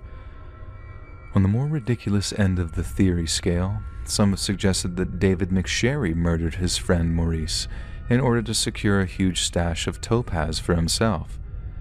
But the man has been questioned extensively and has never once been considered a legitimate suspect. And so, what else might explain a man's sudden and rather chilling disappearance? Did David McSherry murder his elderly companion out of malice, or did he assist in the voluntary end of a sick man's life? Or perhaps something far more sinister, but far less explainable, is to blame. There used to be a time when I used to visit bars quite often within a week, but it has been a long time since then. Now I'm too busy with my work as a lawyer that I hardly get any time for myself, let alone partying in a bar. Currently, I'm occupied with a sensitive case that I'm set to solve by any means necessary. Still, whenever I pass by any alley where there are lots of bars or clubs and see those homeless people selling things, I'm reminded of all those nights when I used to go see her before that incident took place a few months ago. The first time I saw her was the night when I was visiting X nightclub. It was one of the usual spots for our friends to hang out together. Her clothes looked shabby, and her hair was in a mess, but despite all those negative things, she still looked more gorgeous than any woman I had seen. She must be around in her late 30s, but even her sylph-like figure could not hide her beauty. Her complexion was amazing. She had the longest eyelashes, prettiest eyes, and the best cheekbone. All the features that I couldn't help but admire, even as a woman. She was selling stone-like jewelry, which quite few to be able to make any profit for the day, but still, I had the sudden urge to buy whatever she was selling, since I couldn't withstand watching her in this condition. Those of you who are thinking why a girl like me was thinking of such things, well, first thing, I guess it was the sympathy, which is a common human nature among us, and second, she somehow reminded me of my dead elder sister. I walked to her and asked the price of them, and surprisingly, she was selling them at a rather cheap price despite such fine handcrafting. No, seriously, if you were to buy such stone handmade jewelry online or in a store, they would cost 10 times more than what she was offering, or maybe more. Looking at how she had just a few of them, I bought all of them, and the slightly happy expression on her face was enough to make my heart feel a bit at peace. The next day I saw her again with a few other ornaments, so I went closer and started asking her about them. As time passed, I somehow became a regular customer, and the two of us started to exchange more than a few friendly words. Her companionship started to feel more assuring and delightful than the friends in that club who were here to seduce men more than to have fun with me. There was a time when I only went to that nightclub so I could commune with her. Over time, I got to know a few things about her life. She was married to a guy to her family's wishes, but wherever she talked about her marriage, I couldn't help but notice her sorrowful tone. And even though she never said this on her own, I figured she wasn't quite happy with her husband. Her barely visible bump suggested that she was expecting, and that might be the reason she was trying to gather a few bucks by selling homemade trinkets. This made me come to another conclusion. Either she was divorced to her husband, or her life partner didn't earn enough to save for the baby, causing her to go on her own even in this condition. One day when I came out of the bar at the same time when she used to arrive to sell her embellishments, I found her waiting outside with nothing in her hands. Out of worry, I rushed to her and started asking what's wrong, but instead of telling me the cause of her worries, she looked at me with her shiny eyes, and her lips formed into a crestfallen smile. I stood there frozen as she maneuvered a small pendant with a black gemstone around my neck and handed a piece of paper in my hand. For some reason, her actions felt heart-wrenching, and a small droplet of tear made its way down my cheek, which she wiped with her thumb before saying, "If you're free sometime, do pay me a visit." And then she walked away. I felt like I was losing my sister all over again as I watched her back disappear bit by bit. The next day, I didn't see her in that alley, so I impatiently waited for a little more than an hour, hoping for her to arrive. But she didn't. Not that day, and not any other day after that. There was so much that I couldn't get to say to her that I wanted to, and now it felt like I would never be able to. I continued waiting for her outside that alley for a few more days before I remembered the address she gave me written on that piece of paper. Deciding that I would visit her and make sure to bring her home with me just in case she was having a hard time with her husband, I headed toward her supposed residence. But when I got there, what I saw was not a habited house or an apartment. Instead, it was an abandoned building. I hesitantly walked in, only to get hit by a nasty stench. Covering my nose, I started walking toward the source.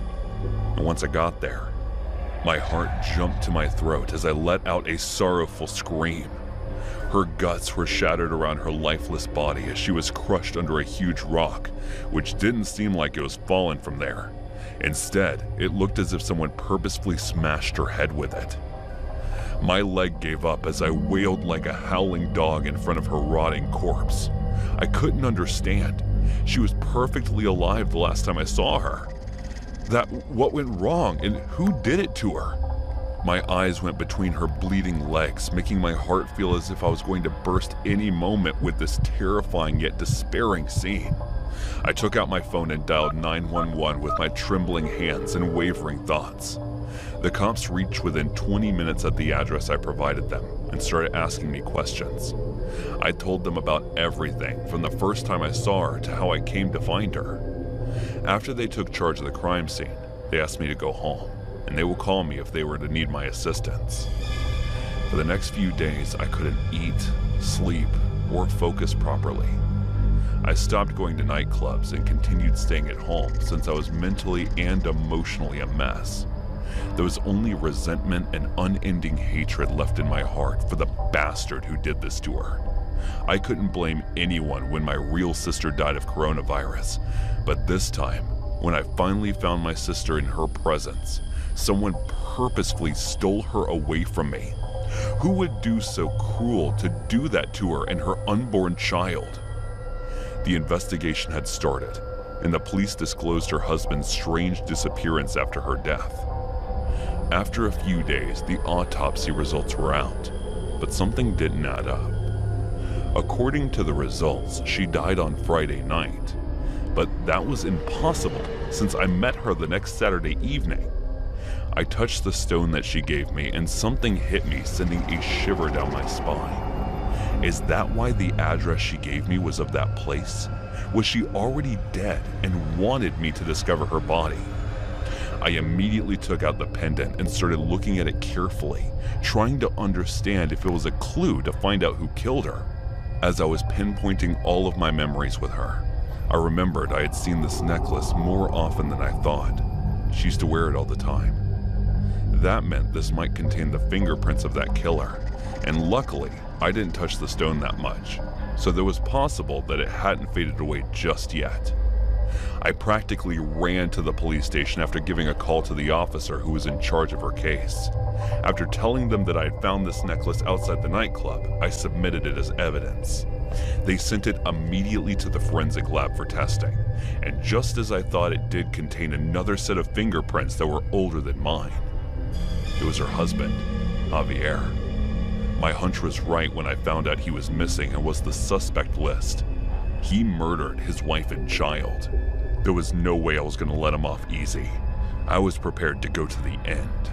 I filed a separate report against him and hired a bunch of private investigators to find him at any cost.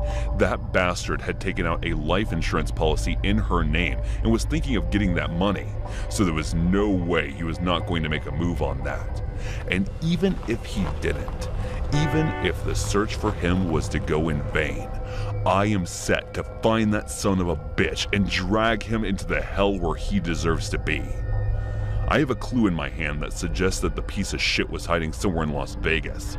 That filth has no clue what's coming his way. Just wait till I get my hands on him.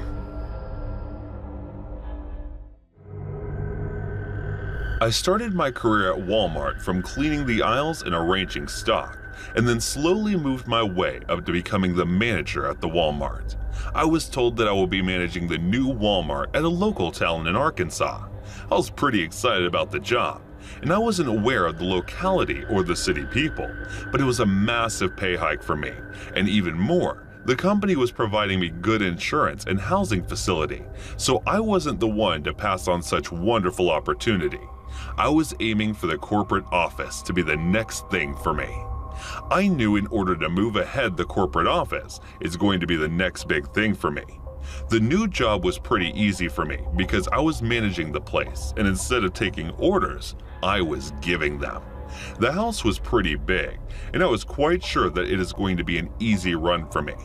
My day-to-day job was managing the employees, and at the end of the day, I was to check in the registers and gather the team up to discuss things about the accounts and plan things out for the next. So by the end of the night, I was the last one to leave the building. Good thing that the company gave me a car, because there was no such thing as public transportation in that place. Even though the town wasn't very big, traveling from one place to another could get very strenuous because of the place being dark and covered with mostly forests. So a car was much help. And since I was the one to close the place at night, I was the last to leave the building. first few months, I never really noticed anything strange about the place. But then one day, it all started to come in right in front of me. I started noticing details that I wouldn't rather do.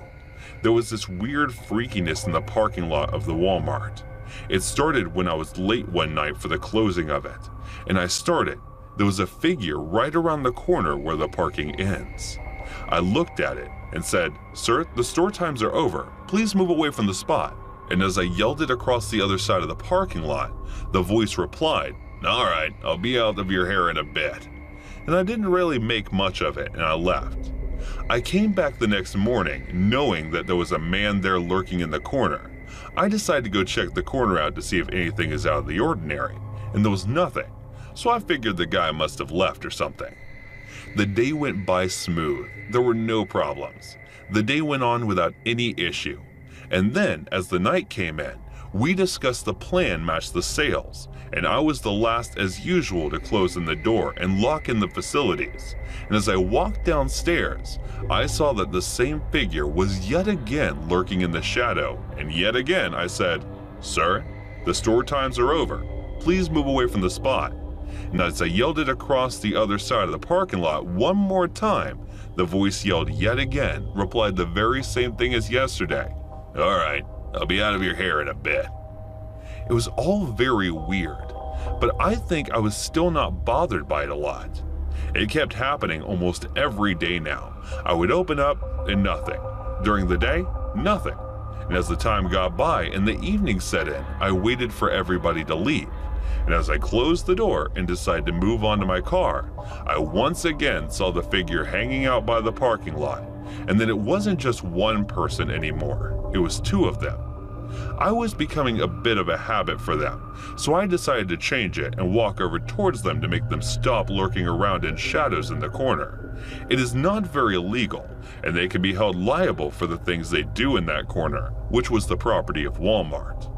I approached them, and as I kept moving, the figures were getting dull and hazy, until I reached the very place where they were, and then they disappeared right in front of my eyes like they were never there. The thing that just got weirder, and then I moved back to the car and they were back.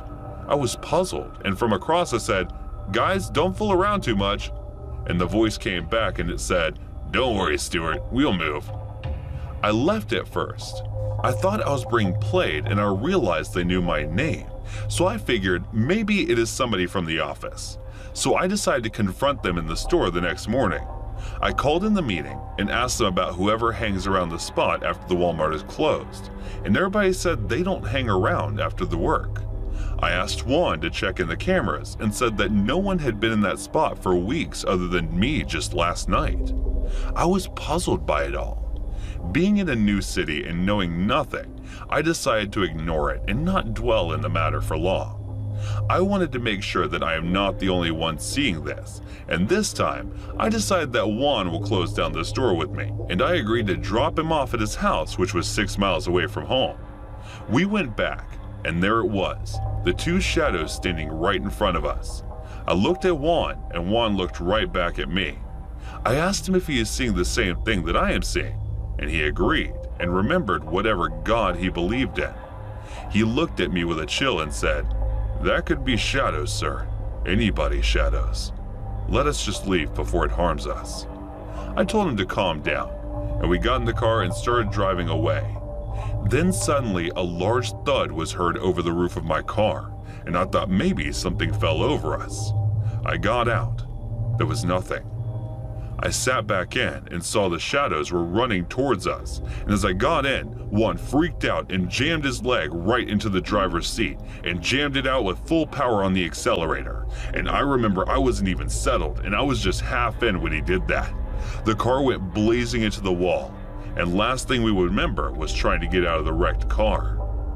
I got out of the car, and then I saw that I was in the exact position I was where the shadows were. I was bleeding all over, and Juan had his neck broken. And then we looked into the distance. There was a shadow, again across the parking. And then it struck me. I was the shadow. It was me, the shadow was me, leading to my death. I realized it was death when even after the car wreck, Nothing happened to us, and there was no pain that we felt, because no matter we try, we were just stuck in the loop of the circumstances that led me to death. I was the shadow of my own death. This is a story about a 40-ish-year-old man who cyber-stalked and physically stalked a young 18-year-old girl he'd met at church. Further investigation by the girl and her family showed that he had a history of going to different churches and targeting minors, using God as a reason as to why they belonged together. They were unable to get a restraining order because legally there were no grounds for one, since he hadn't threatened the girl or tried to physically harm her. Many of the fellow churchgoers accused the girl of dressing provocatively, ultimately leading him on, and was just trying to scam money from the church in a lawsuit, all of which is completely false. Now, the first thing you should know is that I was blessed or cursed, depending on how you look at it, with young-looking genes.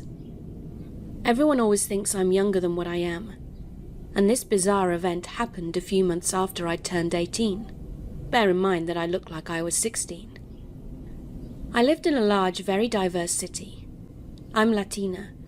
It matters later on. And I grew up going to a church that belonged to a larger organization.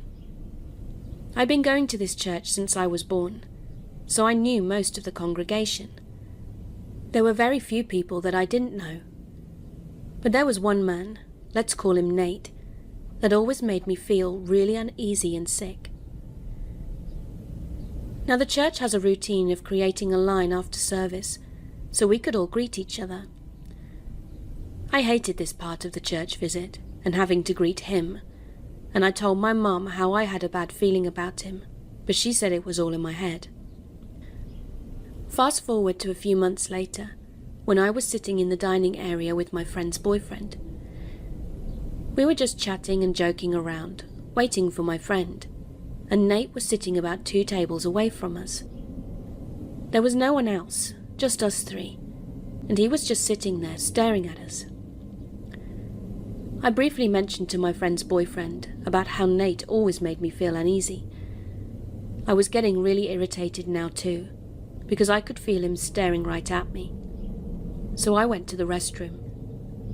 When I came back, Nate was sitting across from my friend's boyfriend and was talking to him. It was a little odd, but as I approached, so did a group of our friends. Now there was about 8 of us, ranging from the ages of 16 to 22.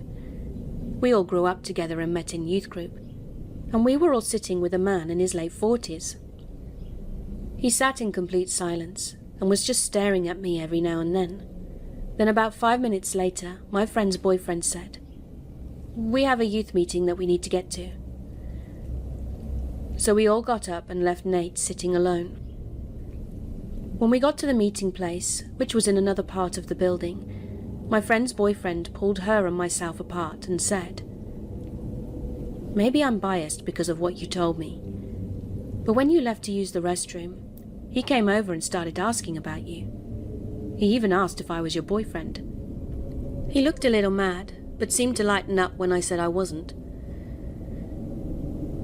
The crazy part is that at that moment my friend told us that when Nate had first started coming to our church, he'd messaged her on Facebook and kept sending her messages, telling her he was lonely and just wanted to be friends, which is coincidentally when she started dating her boyfriend. So she changed her relationship status and the messages stopped. At the time, I was taking a social media hiatus because my ex hadn't handled our breakup well and was harassing me on social media. After my friend had told me about the messages that Nate had sent her, I decided to log into my Facebook. And lo and behold, there were hundreds from him to me. He actually didn't use his real name on his account, which should have been a red flag. The messages would start nice enough, about just being friends, but would then get verbally aggressive because I was ignoring him, or because he'd seen me talking to my guy friends at church. I made the mistake of just blocking him and deleting the message thread. Big mistake. Always keep the evidence. I brought it up to my parents, and they again just blew me off. Said it was just a culture thing because Nate was from El Salvador, and apparently it's common to be overly affectionate with strangers in most Latin American countries. However, a few weeks later, my parents did a 180. When Nate first started coming to church, he sat all the way in the front row, and me being a teenager sat all the way in the back with my friends. But slowly over the last few months, Nate would start sitting one bench further back, until finally he was sitting on the same bench as my friends and I. I don't know about you, but in my church women have to wear skirts and dresses during service. When we go to church Saturdays, there's a morning and afternoon service, and in between they have mini services and workshops for different age groups and genders. Well, this particular Saturday, I wore a knee-length dress and had a couple of friends sit between Nate and I. I was just whispering with my friends during the afternoon service, and normally when it ends, everyone kind of hangs out to socialize. And during this time period, my dad, who worked the night shift at a hospital, would have to leave before the afternoon service ended. But my mum would still like to socialize afterwards. But this Saturday, my mum basically herded our family to the car ASAP. My friend, who had received the messages too, was actually sleeping over that night, and my dad had asked us to buy a couple of pizzas and meet him in the cafeteria of the hospital, which wasn't too far from church, and it was empty because we got there at 8:30. So we all ate together, talked and joked around, until my dad asked my grandmother to take my younger brothers outside to play with the giant chessboard, which was just outside the cafeteria. Once they'd left, my dad apologized to me for never believing me about Nate. I was completely surprised, because I had no idea what he was talking about. He went on to tell me that my mum happened to look back, because my parents sat in the bench in front of us, and saw the way that Nate had been looking at me in a hungry way during the morning service. She asked my dad to speak to him during break time, and my dad has never wanted to go into much detail about what was said, except to tell me the following. My wife and I have some concern over your interest in our daughter. Let me stop you there, Nate said. Your daughter and I are in a beautiful commuted relationship, and it's God's will for us to be together. You shouldn't try to stop God's will. My dad, in shock, replied, What is wrong with you? She's still just a kid. If you were really looking for an actual relationship, you would be pursuing one of the older single women in this church. You're sick. Hearing my dad confirm what I'd suspected all along, and validating my gut feeling, made me break down in tears. The whole situation frightened me, because I knew he wasn't just trying to sit on my bench. He was working his way to me, to sit next to me, to talk to me, and worse, to touch me.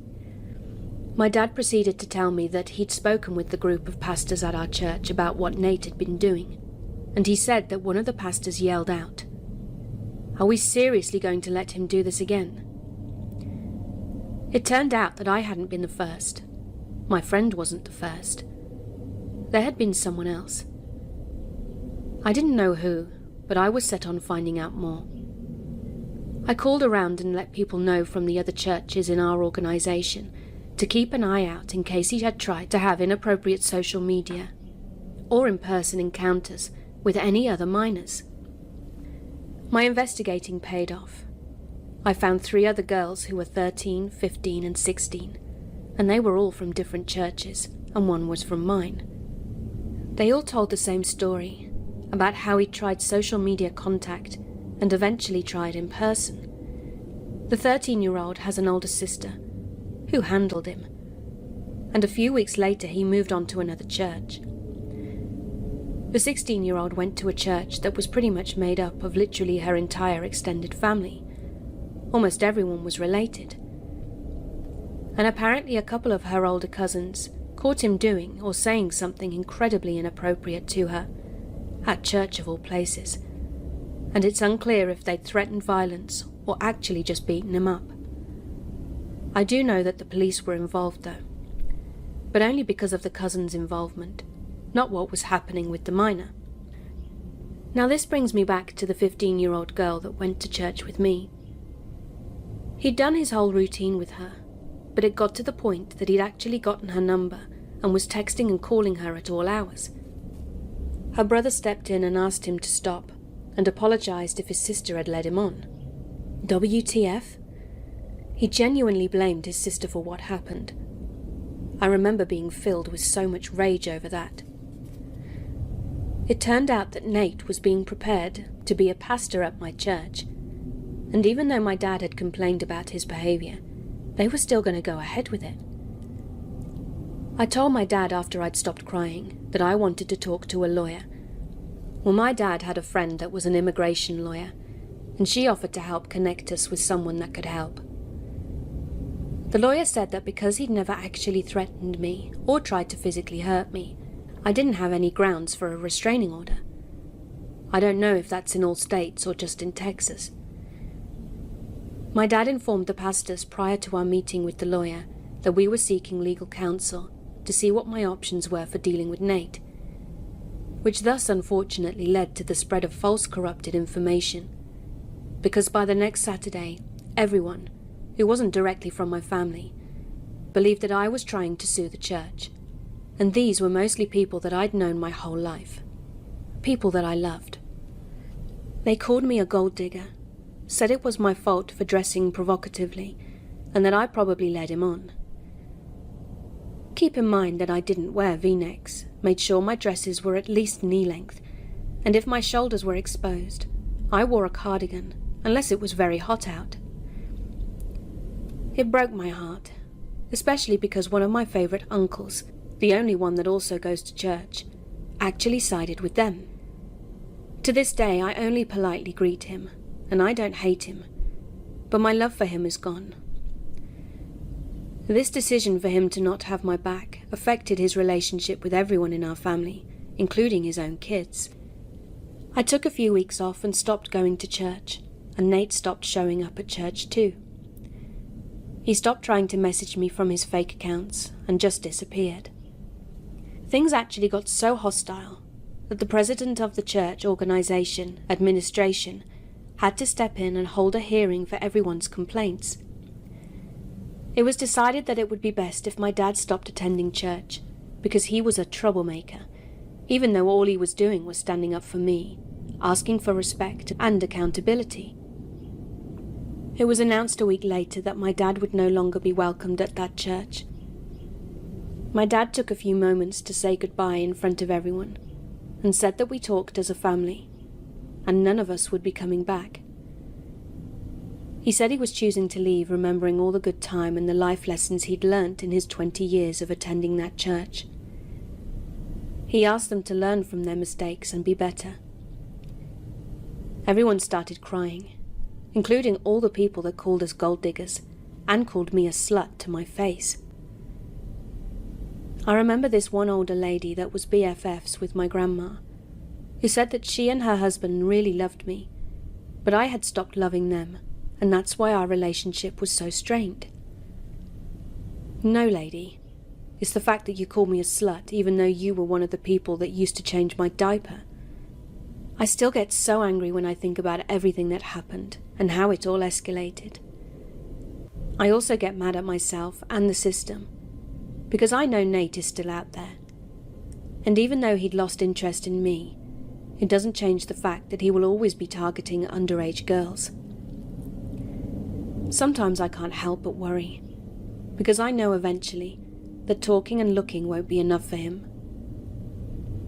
He's the reason I signed up for self-defense classes, attend kickboxing classes religiously, carry pepper spray and taser, got a license to carry, and why my dad secured our home like Fort Knox. He's the reason why my mum and grandma each take turns double-checking all the windows and doors are locked before going to bed. I know monsters are real. He's the reason why I stopped going to church. Because until he happened, church was my sanctuary, where I felt safest. But he took that from me. Always trust in your gut, even when you're told it's all in your head. That day, I was working on research about an important topic and I needed to conduct field work to collect some specimens underwater. I also needed to gather data on a strange-looking fossil we found underwater a few days ago. Furthermore, I wanted to check if there were more evidence connected to it. There was a huge possibility that it could be a new species if I could only find proof, so diving under the sea was imperative. My team included 5 other marine biologists other than me, so it would be okay to leave the observation of other organisms to study their behaviors and interactions. If you're thinking we only focus on one project at a time and leave all the others while doing it, then you're wrong. There might be some who may prefer focusing on only one task at a time, but not all of us. So while I handled one of the topics that I was sure would be able to maneuver on my own, still, I asked Christian to come with me in case I needed some backup. Looking at how the lab wasn't far from the sea, it didn't take much time for us to drive there. Once we were there, we switched into our diving gear, and after checking that everything was in order, we plunged into the water and started moving forward. Even though I was leading this research, Christian had a pretty good insight about it, and that was the very reason why I chose him to be there with me. Well, there was another reason behind that. I had a teeny tiny crush on him and was hoping for things to escalate a bit further than work. Since I'm a big workaholic, I didn't when things started to get darker. I hint that the day has fallen and the duskiness of the night started to replace it, but I was too busy collecting the specimen that I didn't even care, and as I was scanning the area, my eyes went to an exceptionally old-looking ship. By the looks of it, it was untouched, which was weird looking at how our divers come here so often and still hadn't reported sightings of it. To put my curious mind at ease, I went ahead to traverse the ship and started exploring. Before I was about to dive deeper, I informed Christian that I would be exploring further for a bit longer, and that if he wanted to take off with the samples, he could, since it was getting late. I know most of you might know this, but for those who don't, we use hand signals while diving. For marine biologists like me and Christian who are experts in diving and looking at how we need to be underwater almost every week, we have learned complete sign language and can easily commune with each other. Anyway, so as I was looking around the broken old ship, I could sense a strange aura around it. Trust me, I've seen a few things underwater, but nothing had given off such an ominous vibe. I looked around the outer area at first, nothing much to see there, so I moved toward the engine room. And that moment, I opened 2 human skeletons were found there, which still gave me jump scares even after seeing so many of them. I mean, come on, who wouldn't freak out from 2 human skeletons found in an underwater ship at night? I didn't want to go further inside as the ship was already giving me a hair-raising feeling, but as I was about to leave, I noticed a room that seemed to be locked from the outside. My curiosity got the best of me yet again, so I went there, and the moment I put my left hand on the palm, it fell. Out of curiosity, I walked inside, only to see the most disturbing, nightmarish scene. At least 100 skeletons were inside, all of them wearing clothes that had almost melted away at this point. It looked like someone had locked all these people inside on purpose and left them to die.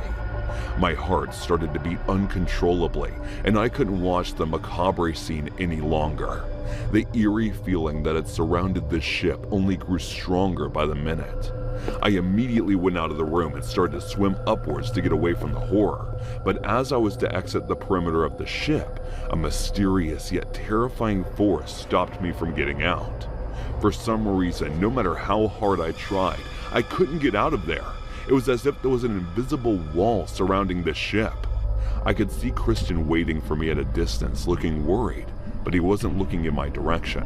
So I tried to use my transceiver to try and tell him that I was stuck there, but for some reason, probably something to do with the ghostly ship, it wasn't working. I tried swimming around it in an attempt to find a way to escape it, but it was no use. Whatever was blocking me had surrounded the ship from everywhere. As I continued with my struggle to get out of there and kept failing, my optimism started to fade.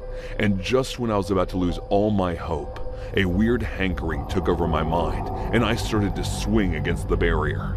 Finally, I was able to get through, and as I did, Christian's eyes met mine, and I could feel him taking a sigh of relief.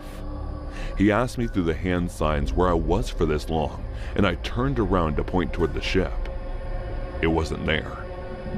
Mistaking my freeze for me not wanting to tell him, Christian grabbed my hand and started to swim toward the surface.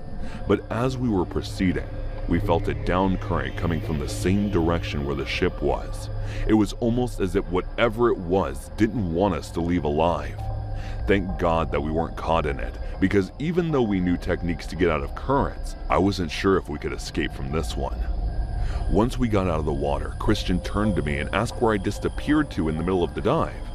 "What do you mean where? Didn't you see me go to that ship with your own eyes?" I asked, raising an eyebrow, even though I had a hunch about the reality. I just wanted to confirm it through him. A ship? There was no ship there. All I saw was you diving deeper before you disappeared and then reappeared after about an hour. Do you have any idea how worried I was? My ears gave out after listening to this. I could tell he was giving me more scolding. I just stood there looking at the sea with a shiver going down my entire body before I passed out. I woke up in the nursing room that was located right beside our lab, and I had a high fever for a few days before I came back to the lab for work again. No, I don't have a nightmare about that or any trauma with water. I'm working just fine since I wasn't harmed in that incident. But still, I was terrified about going diving alone, especially at night for a few days. I wondered for quite some time about what might have transpired at that ship. Was it intentionally sunk, as if there was obvious signs of a planned massacre to become haunted? I didn't have any answers in my mind though. The good thing about all this is that I have stopped being reckless and going off my own to explore the sea. Instead, whenever I'm on a project, I take my entire team with me to avoid any further confrontation with ghostly things. And by the way, nothing's happened between me and that little crush of mine yet.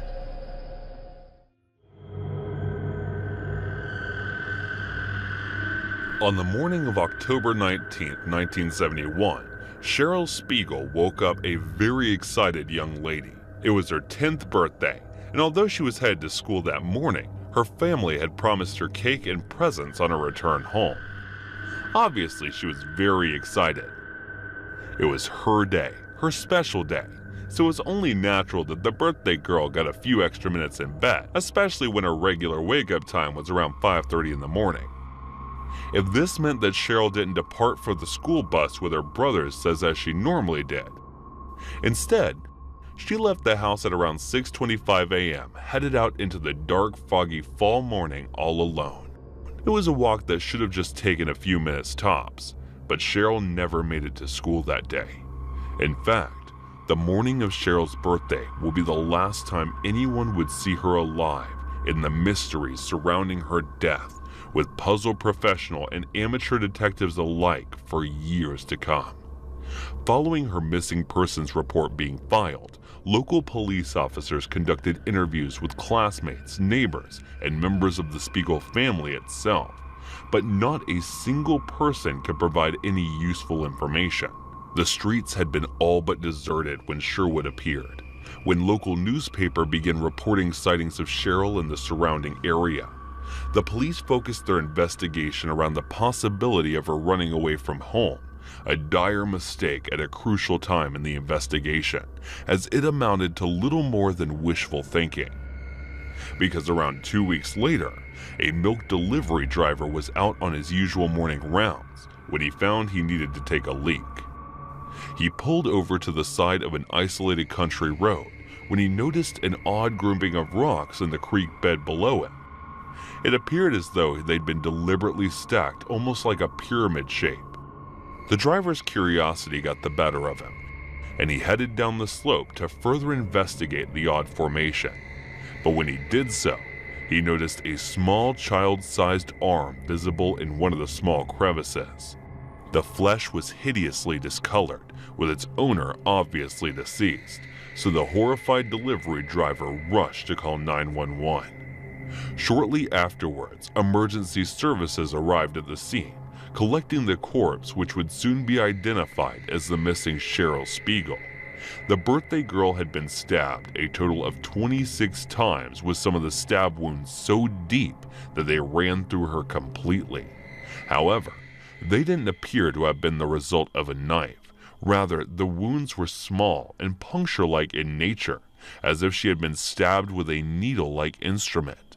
She had also been stripped completely nude, but thankfully, there was little evidence of any kind of physical violation having occurred in a horrible twist of fate.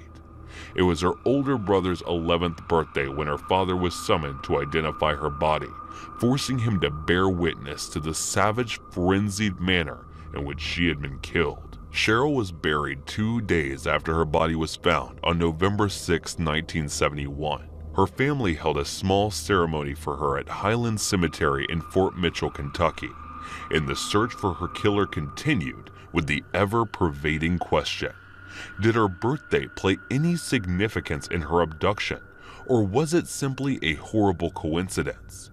Homicide detectives surveyed the surrounding area but didn't find much of interest.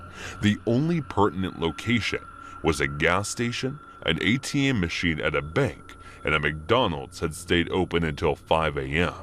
Aside from those late-night businesses, there were no reasons to be in the area at such a time. But canvassing the area came up with 4 major persons of interest, all of which were spoken to by police. The first was a man who lived across the street from the Spiegel house. According to more than one witness statement, this man would sometimes sit on the porch or in his car and watch the children, not in a wholesome way either.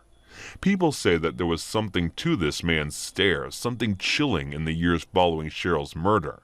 His concerning behavior continued to make his neighbors uncomfortable, even if he was eventually cleared of suspicion. Although he refused to take a polygraph test, which was highly suspicious, it turned out that he had an airtight alibi, as he had been working as a day laborer for a company in nearby Cincinnati. The second person of interest was another of Cheryl's neighbors, a drug-addicted member of a local car theft ring. He had served prison time, had a history of violence.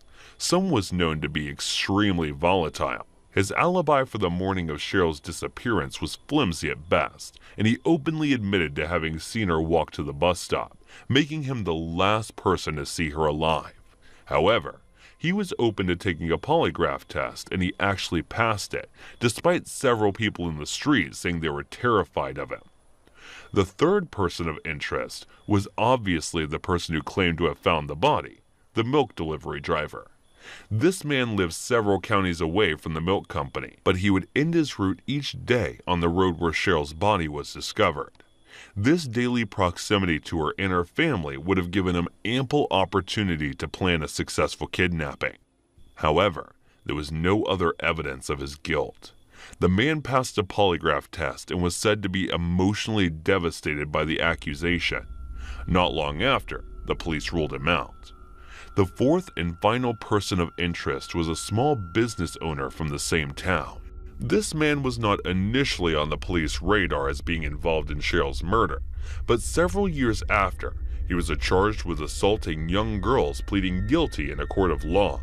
There was local talk about him bragging about having stabbed Cheryl and putting her in the creek, but the man flatly denied those rumors as hearsay. Police did interview him, and he agreed to take a polygraph test, which he passed beyond him supposedly bragging about the murder. There was no forensic evidence to ever tie him to the crime. It should be made clear that Cheryl's dad and stepmother were never considered suspects, and her biological mother was nowhere near Kentucky during the early 70s. However, a couple of interesting facts remain. Cheryl's father said he saw his daughter leave for the bus stop at 6:25 a.m., and no one else reported having seen Cheryl out on the street, which surely would have been busy with other kids and parents out and about that morning. What's more, after Cheryl's body was found, no headstone was ever purchased for her by her immediate family. And the speaker was left town entirely just 2 months later. Cheryl's brother later said that their father never talked about Cheryl or her murder ever again. Whether this was down to guilt or simply grief, it's impossible to know. So what really happened to little Cheryl Spiegel? Was it some kind of horrible accident? Or was foul play to blame? And what exactly made all those tiny pinprick wounds that punctured the length of the breadth of her tiny body? At best, some kind of vicious predatory killer with an unusual weapon cost them. But at worst, someone or something is still out there, and it's hunting children. My name is Rachel. I'm 23 and I'm from Dublin in Ireland. The other day I was on my way home from work, and my route home takes me through a park that I walk through almost every single day. The path I was down cuts through the park diagonally, and there are metal benches at certain spots along the path. Then the other day, as I was walking through the park, there was a man sat on one of the benches. He looked like he was just minding his own business. Him being there didn't set off any alarm bells at all. I'm not stupid, and I've been in a handful of situations already where I'd seen a creepy fella hanging about and thought, nah, I think I'll take a cab home tonight. But in this case, I didn't get any of those vibes at all. I walked down the path and he didn't pay me any attention at first, but as I got within a few feet of him, I heard him say something that couldn't have been directed at anyone but me.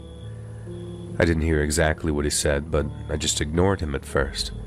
But then as I passed him, I saw him stand up from the bench out of the corner of my eye, and I realized he was following me. I took out my earbuds, then as I carried on walking with the man asking hello in a really obnoxious way behind me, I set my phone to record a video and then tried my best to record him without him realizing as I carried on walking down the path. He kept asking me, "Hello, are you deaf or something?" Until I had my phone recording and I said, "No, I'm not, I just don't want to talk to you." The fellow was easily in his 50s, and I realized that he was probably feeling brave on account of the half-empty bottle of vodka that he was carrying with him. But as I actually talked to him, it was like talking to a child. I told him I didn't want to talk to him, and he asked me, "Why not?" I told him I just didn't, and that he shouldn't be following people he doesn't know through parks. He told me there was nothing wrong with walking with someone, and that he just wanted to be my friend. He carried on like that, being completely pig-headed and irritating, but he didn't escalate, so I just kept on walking until we were only a few feet away from the exit of the park, with the street I live on just on the other side. There's a set of those anti-cycle gates near the end, so I had to slow my pace a bit to walk through, and as I did, he asked me, "Well, can I have a hug then instead?" And I was like, "No, you bloody well cannot have a hug. Are you mental or something?" I know it probably wasn't the smartest move to antagonize the guy, but I was furious that he'd have the cheek to ask a stranger that in the first place. I was so outraged that I stopped as I was about halfway through the cycle gate, but I think that's exactly what he wanted. He reached out and grabbed hold of the arm of my coat. I tried to pull away from him, and he stepped forward closer to the gate and managed to get a grip of my arm. I remember looking around really fast to see if there was anyone I could call over for help, and when I didn't see anyone, all that anger I felt turned to total fear. I tried to tell him to get off of me, but my voice broke up as I felt a lump forming in my throat. I didn't think I'd get so scared so quickly, and I suppose feeling it hit me all at once was just a little too much. When I pulled my arm away as hard as I could, and I expected him to look angry or something, he didn't. He looked like he was having the time of his life.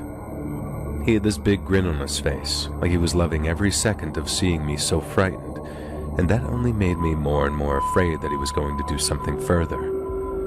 I kept moving through the cycle gate after shouting at him to leave me alone. I didn't look back. I wasn't sure if he was following me or not, but all I could think to do was keep walking at a brisk pace and hope I ran into someone I could ask to help me. I turned the corner, and there was a man in his yard and half a football pitch down the street tending to his front garden. I just remember power walking towards him, hoping that I wasn't followed, and really wishing that I'd chosen some flatter shoes. He saw me before I got close, and I'm guessing he could see what a state I was in because he stopped and stared before asking if I was okay as I got closer. I looked behind me one last time and felt this wave of relief as I saw the man who had been following me was gone. I'd somehow managed to keep it together until that moment, but when I realized I was safe, the dam just burst and I ended up bursting into tears as I asked the gardener man to call the Garda, which is what we call the police here, by the way. I saw the man again the other day when I was walking home. The Garda said they'd given him a talking to about approaching young women when it's unwelcome, but he was sat there in the exact same spot as last time, like he was just waiting for me to walk past again. I walk home a different route now. I'd rather be safe and get home later than risk walking past that bastard again. I just don't understand why men have to be like that. This happened 24 years ago in July of 1996. I had finished my term of service for the Army. I was stationed at Fort Hood, Texas, and decided at midnight I would out-process and travel back to Wisconsin. All day I was so anxious to go that I had trouble sleeping. Finally, at 23:45, I got out of bed and went to sign out with the desk sergeant. Of course, knowing people wanted to sign out at midnight, he decided to do his rounds. You can't leave until you get your final sign-off with the sergeant and turn in your room key. So I waited, and finally, at 02:45, he returned. I turned my key in, got the sign-off, and at 03:30, I was on my way. At first, I was so full of adrenaline that I felt that I could drive for days. Unfortunately, that adrenaline didn't last long, and by the time I was getting through Dallas, I was nodding off. I decided just past Denton that I would pull over at the next rest stop and take a quick nap until the sun came up. I could barely keep my eyes open when I came up to a stop. I pulled over and got out of my car to get some air and throw something away, and to get a look at my surroundings. There were only about 3 other cars and 2 semi-trucks there. It was a picnic stop and not a rest stop, so no restrooms. I threw my trash away and glanced at a poster of a few missing persons, but I really didn't pay any attention to it. I went back to my car, which was a basic Geo Metro. No radio, no power windows, no power locks. I cracked the windows and turned on the boombox I had for some tunes and laid down to get some sleep. I was only asleep maybe 5 or 10 minutes when I felt my car shake just slightly. I cracked an eye open and looked and didn't see anything, so I blew it off and went back to sleep.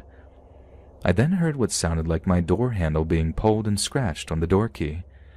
I then sat up quickly, but I didn't see anyone there. I looked at all the windows and didn't see anyone, so again I shrugged it off as me being tired and laid back down and turned up the radio. Being a Texas night in July, it was hot, but I was so tired I just laid back down. A few more minutes later, I heard the door handle again and car really shook. I sat up quickly and saw a man standing at the passenger's side looking in. Even though it was hot and humid, he was wearing a red sweatshirt with the hood up and I couldn't see his face. Being young and dumb and just out of the military, I yelled at him asking what the F do you want? He just stared at me like an idiot and I got out of the car. Mind you, I'm only 5'6", but I was livid. He just walked off towards the picnic tables like nothing happened. All the while I'm yelling at him that if he came back, I'd take him out. I decided I would just drive on from there. I got back in and went on my way. Even though I was so upset, only about 10 miles down the road, I was super tired again. Luckily, about another 10 miles down I-35, there was another picnic stop. Not sure why North Texas doesn't have rest areas, but they don't. I pulled into the second picnic stop and backed into a spot just in case I needed to leave quickly. Not sure why, but there was only one other car there and no semi-trucks. I again locked the doors, cracked the windows, and turned on my boombox. I fell asleep right away, and about 30 minutes later I hear a loud thud on my driver's side window. I jumped up and looked around, and no one was there. I got out of the car, which was very stupid, but I had my macho military attitude going. But no one was around. I assumed it was my nerves from the other stop. I got back into my car, locked the doors again, and closed my eyes. This time I was too amped up to fall asleep, so I laid there with my eyes closed. I felt that someone was looking at me, and I opened my eyes and saw the guy standing there again with the red sweatshirt, hood up. I couldn't see his eyes, but I could see he was smiling at me. I popped up quick and tried to quickly open the door and bump him. Being a cheap Geo, since the doors were locked, it didn't open. He walked backwards, still staring at me. By the time I got out, he was about 30 feet away, facing me. It was fairly dark, but as I looked him over, he looked really skinny but was about 6'2", maybe 6'3", but I still felt like I could take him with my military experience. He was wearing the red hooded sweatshirt, blue jeans, and green tennis shoes. For some reason, I thought the shoes looked odd. I could see something shine every now and then as he stood there staring at me, and I honestly believe it was a machete. I quickly reached into my back seat and grabbed my baseball bat and started yelling at him to come get some. I'm not really sure why I said that.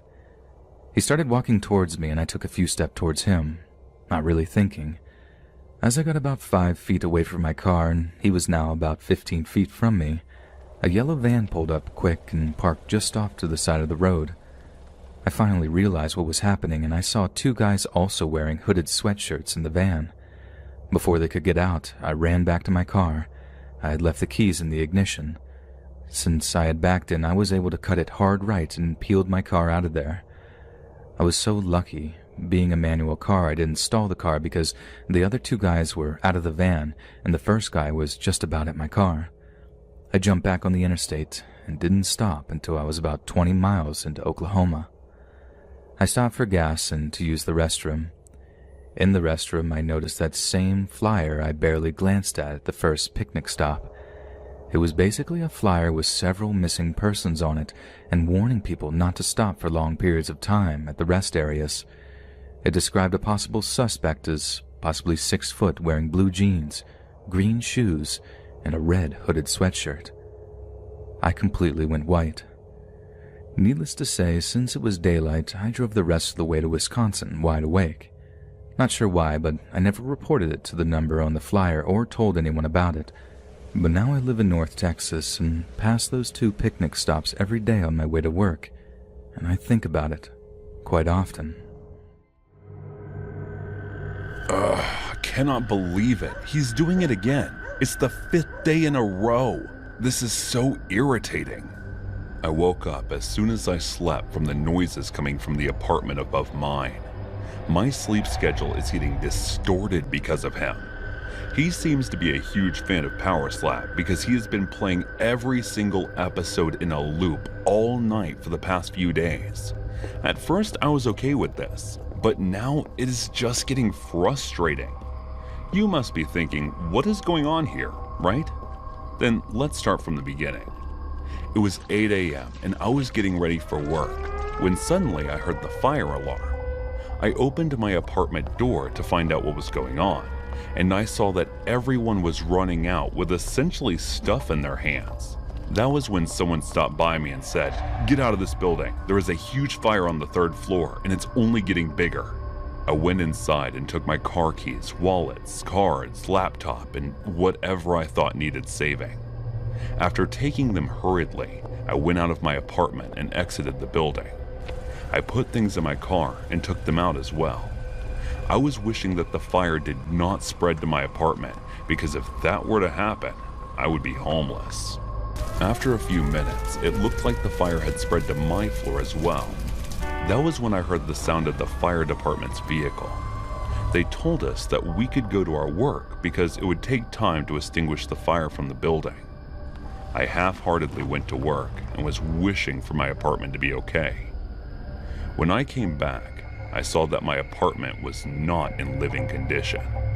They told us to stay somewhere else for the time being till they fixed our apartments. I had nowhere else to go.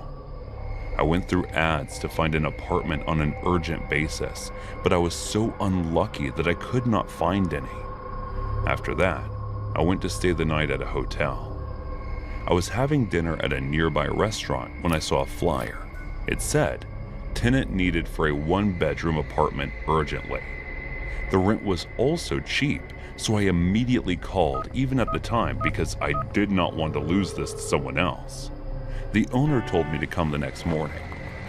The next day I went to see the apartment, and it was just a small 1-room with a bath attached to it. It wasn't an ideal one, but I had no other choice, so I just signed the lease agreement for it. I had already told the owner about my condition, so the agreement was made according to that. When I was moving, I saw a man big, huge build, but he must be in his 40s going up the stairs. I figured he must be someone who lived here. The owner told me that not many people lived here in the building. There were only 2 other apartments occupied outside of mine, one on the first floor and another on the upper floor than mine. That night, as I was about to sleep, I heard noises coming from upstairs. Basically, it was the sound of someone watching the Power Slap reality television show. I thought it would stop after an episode or so, but it continued the entire night. Guess someone must be a huge fan of Power Slap. That's what I thought. Tried sleeping. But it was of no use because I could not sleep at all. The next day, I was feeling tired throughout the day and I could not focus on work. I thought I would complete my sleep tonight, but I was wrong, because as I was about to sleep, I heard the voice of the Power Slap's first episode starting louder than last night.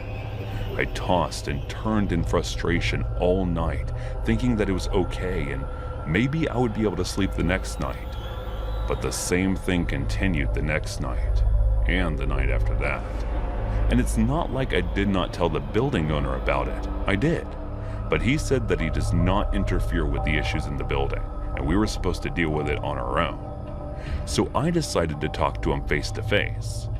The next morning before going to work, I went to the floor and rang his doorbell, but there was no answer. I continued to ring the doorbell, but even after half an hour, there was no response. So I thought maybe he's not in his apartment. After that, I went to work and decided I would talk to the guy today, no matter what. After coming back from work, I directly went to his floor, and instead of ringing the doorbell, I started to bang on the door. But no response this time either. I went back to my apartment and was hoping that he would not play Power Slap tonight, but I was wrong again. I woke up from my sleep to the noises coming from upstairs, which were louder than ever. I stomped out of my apartment in frustration and went upstairs. No one opened, even after ringing the bell or banging the door, but I decided to talk to him no matter what because I did not sleep a wink for the past few days and I felt like I was getting mad. I looked around and saw the kitchen window open on the left side of the floor, so I decided to call him through that because apparently he was unable to hear all my voices coming from the television. But what I saw through that made me feel sick and terrified to my bones. The man was sitting on the couch eating a human leg while staring at the TV and watching Power Slap like a psycho. There was a man's body hanging near him without legs or hands. The blood was dripping on the floor from his body. I felt sick from the scene that I had witnessed. The man picked up the remote, turned on the volume, and picked up something that looked like a knife, but was huge in comparison. I ran from there immediately to my apartment and locked the door from inside. I was too terrified to think of anything at the moment, so I just curled up in my bed the entire night. The next day, I packed my stuff from there and ran out of the apartment. I booked a hotel room and decided to stay there for the next few days. After that, I called the owner of the building, telling him about my moving out, whatever was happening on the upper floor. I don't know if he knew about it or not, but I decided to not get involved in this any further. Chicken move, right? I know. But I'm not one of them who has the guts to take action and face the criminal in any way possible. I have no idea how many days it's going to take for my apartment to get fixed, so I'll be staying in this hotel till then. As a kid, I lived with my grandparents for a while. And let me tell you, my grandfather was not a friendly guy. He was a World War II vet who then enlisted in the Air Force after returning from the Pacific. He didn't even come home to visit his family for several years. The family lore goes that the war had messed him up in the head, or that he was injured badly, and that he needed time to heal back to himself before coming home. He may have healed, but he never returned back to himself. He was always saying things that the end of the world was right around the corner with all the recent wars in the Middle East, the gasoline rationing, Watergate, the Kennedys, etc., etc. He didn't trust anyone, and he was sure that the banks were going to fail, that the Russians were going to invade, that race riots were coming again. His theories changed literally every week. He always warned me that they would be trying to come and get our stuff someday soon, so we had to be ready. We had shelves of food, water generators, fuel, gold bars, buried firearms, and ammo. You know, the usual. I was 9 or 10 at the time, and this would have been around 1972 or 73. We were living in a small cabin on a ridge looking over the Maumee River in northeast Ohio for the summer. This was his weekend getaway primarily. There were very few neighbors for miles, and the ones that were nearby were mostly weekenders. The nearest small town was about 10 miles away, and the hospitals were even further away. If I recall, there was a 2-lane highway that's on the opposite side of the cabin with nice views of the river. That was pretty much a straight road with slow curves every 10 miles or so. About half a mile down the road, though, there was a crazy sharp curve that terminated in a small bridge over a creek. There were several accidents there every year, and some with fatal injuries. We could often hear the crashes. Sometimes, I would wander down there the next morning to look at the scene and stuff, and wonder if the drivers were doing okay. One warm summer night, we were awakened by a pounding on the front door. My room was right next to the door, and my grandfather was down the hallway a bit. I remember getting out of bed and having him hand me a shotgun. Well, he held a 1911 as he looked through the window to see who it was. I had never recalled anyone ever stopping by before, especially in the middle of the night. The cabin was elevated with a storm shelter underneath, so there were 4 steps leading up to the door. And we had one of those yellow old security lights in the yard, and things always look kind of hazy and weird at night because of them. I looked out the window next to him and saw a man and a woman on the lower step of the door. They must have knocked and then stepped back down to appear less threatening. It was a good call, because he opened the door a bit while openly displaying and keeping his pistol pointed at them. The woman exploded in a crying, blabbering, screaming wail all at once.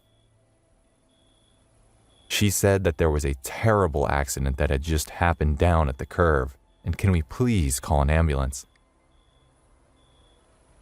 She said that there were other people who were seriously hurt, and they needed help and asked if we would come to help them too. Now, this man hated hippies more than anyone else, and these two might just have qualified. She had on ripped jeans, one of those suede leather fringed jackets, and the guy looked like he had a biker vest on. She did have what looked like blood in her hair and was not making much sense at all. What was really weird was the guy wasn't saying anything. He was just standing off the porch listening to her go off. I assumed that he was intimidated by the .45 pointed at him and didn't want to antagonize the old man with a crew cut holding it. My grandfather was sure that they were stoned and kept telling the girl to calm down, but she wouldn't, and they got into a screaming match between them, ending with him telling her to get the hell off of his property or he would shoot them both. We were both outside, watching them head back to the road, and I noticed the guy wasn't even wearing any shoes. As I didn't hear a crash, and they were so weird, I didn't know what to think. We went back inside, and my grandfather sat me down and explained his theory to me. They were making the story up. They were most likely drug addicts who were looking for some poor suckers to rob or maybe kill. Unfortunately, it was not that crazy of a theory, as, at the time, the Manson family murders had just happened less than 4 years ago. I recall the Manson story held my grandfather's interest for quite some time. I asked him, what about the blood in her hair? And he stated that it was fake, trying to gain our trust and entrance into our cabin. I thought we could just call the state police to be safe, but he wasn't fond of inviting cops into his world either.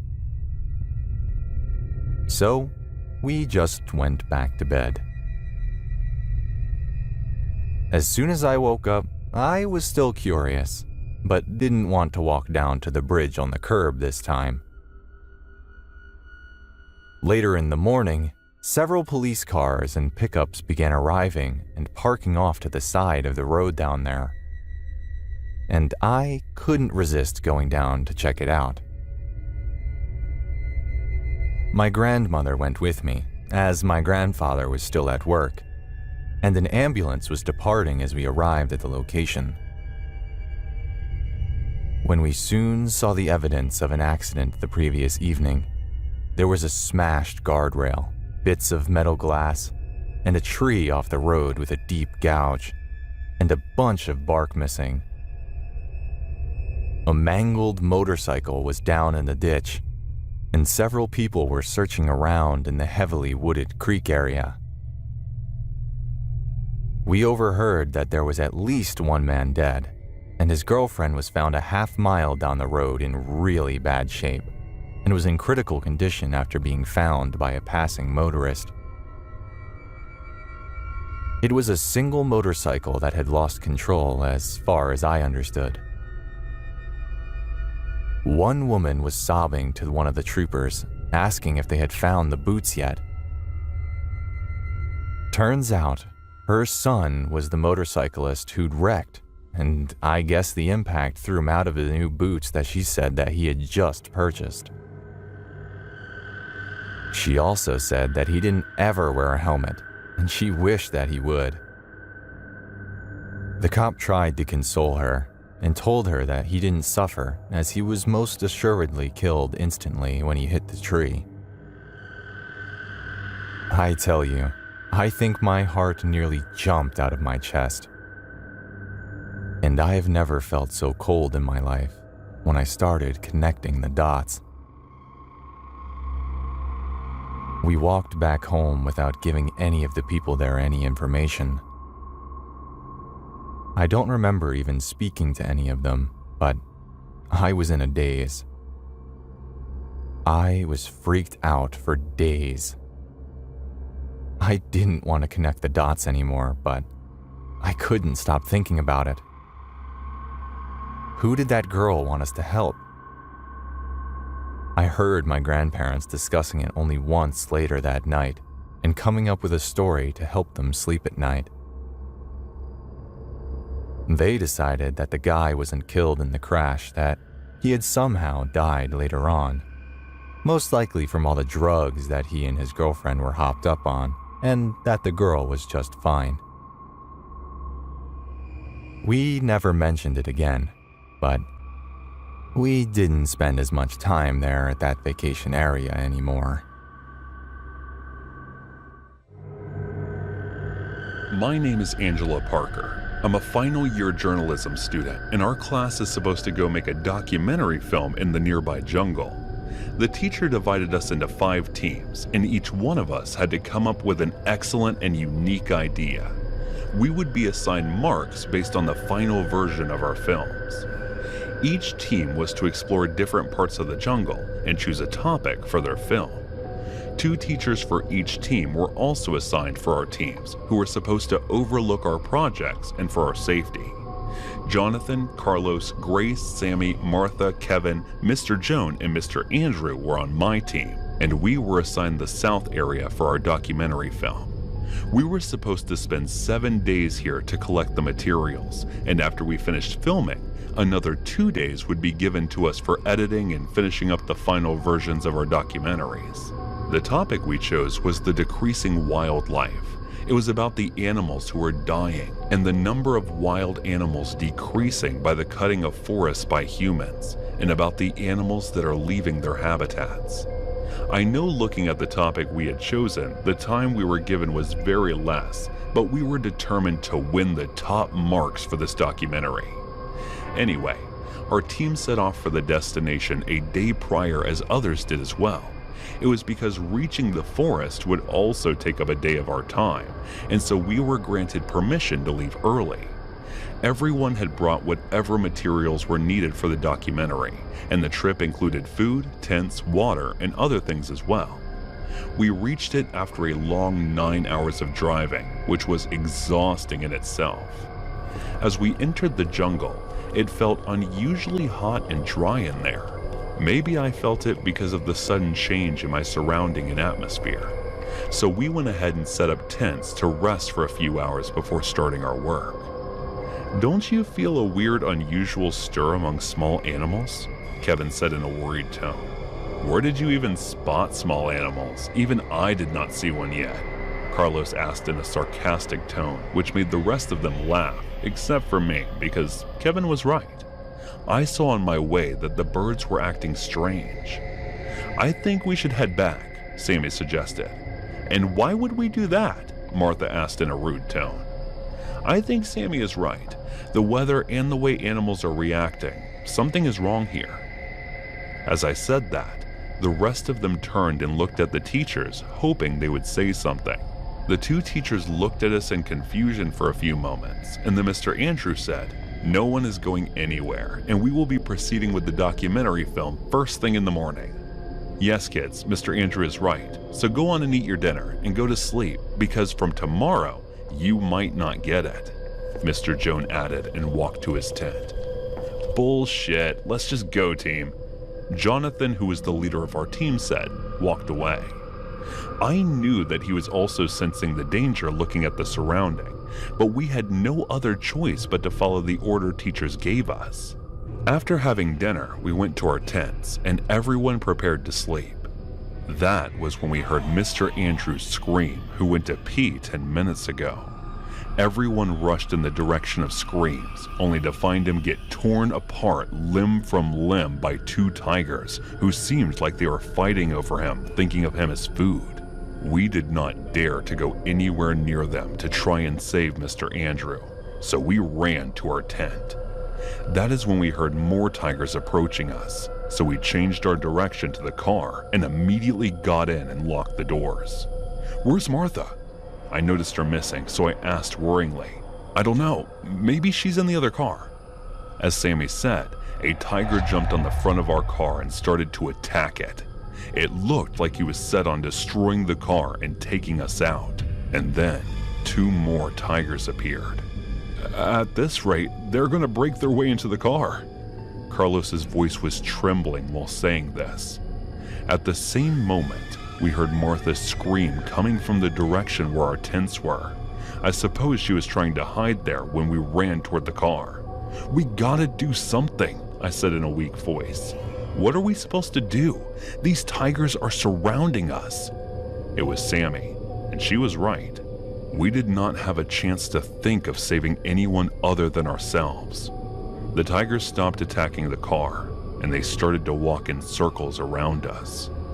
After half an hour or so, they stopped and sat near the car and kept looking in our direction. "Let's just start the car and get out of this place," Carlos whispered to us. "But none of us know how to drive a car, and even if we did, our stuff is back in our tents. We can't just leave without them," Sammy replied. What is more important to you, your stuff or your life? Carlos said in frustration. Carlos is right. Sam, we gotta get out of here somehow.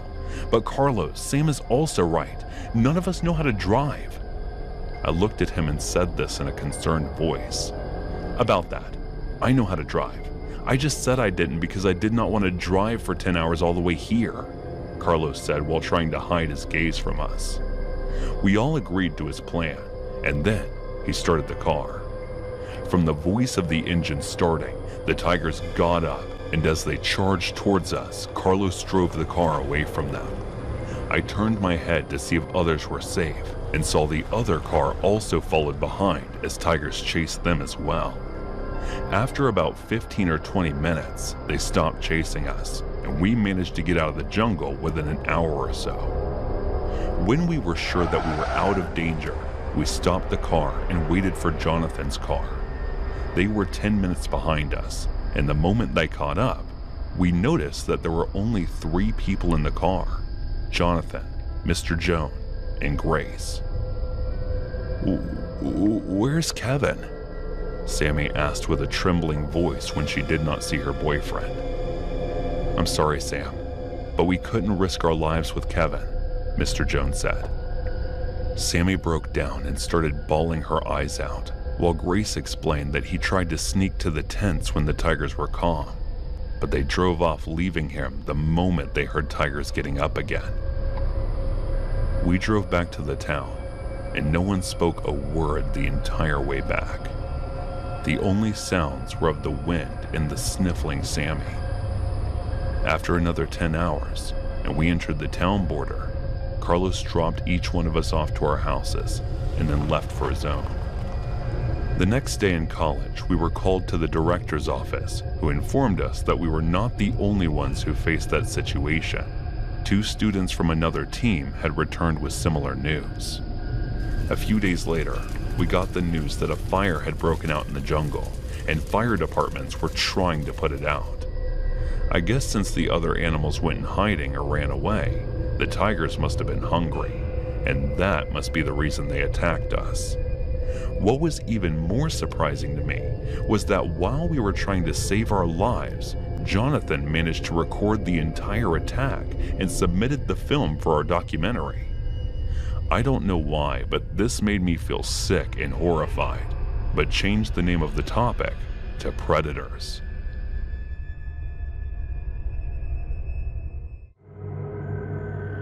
"No, I want to go hiking," Derek insisted. "Just shut up and pack your swimsuits," Gabriella responded in annoyance.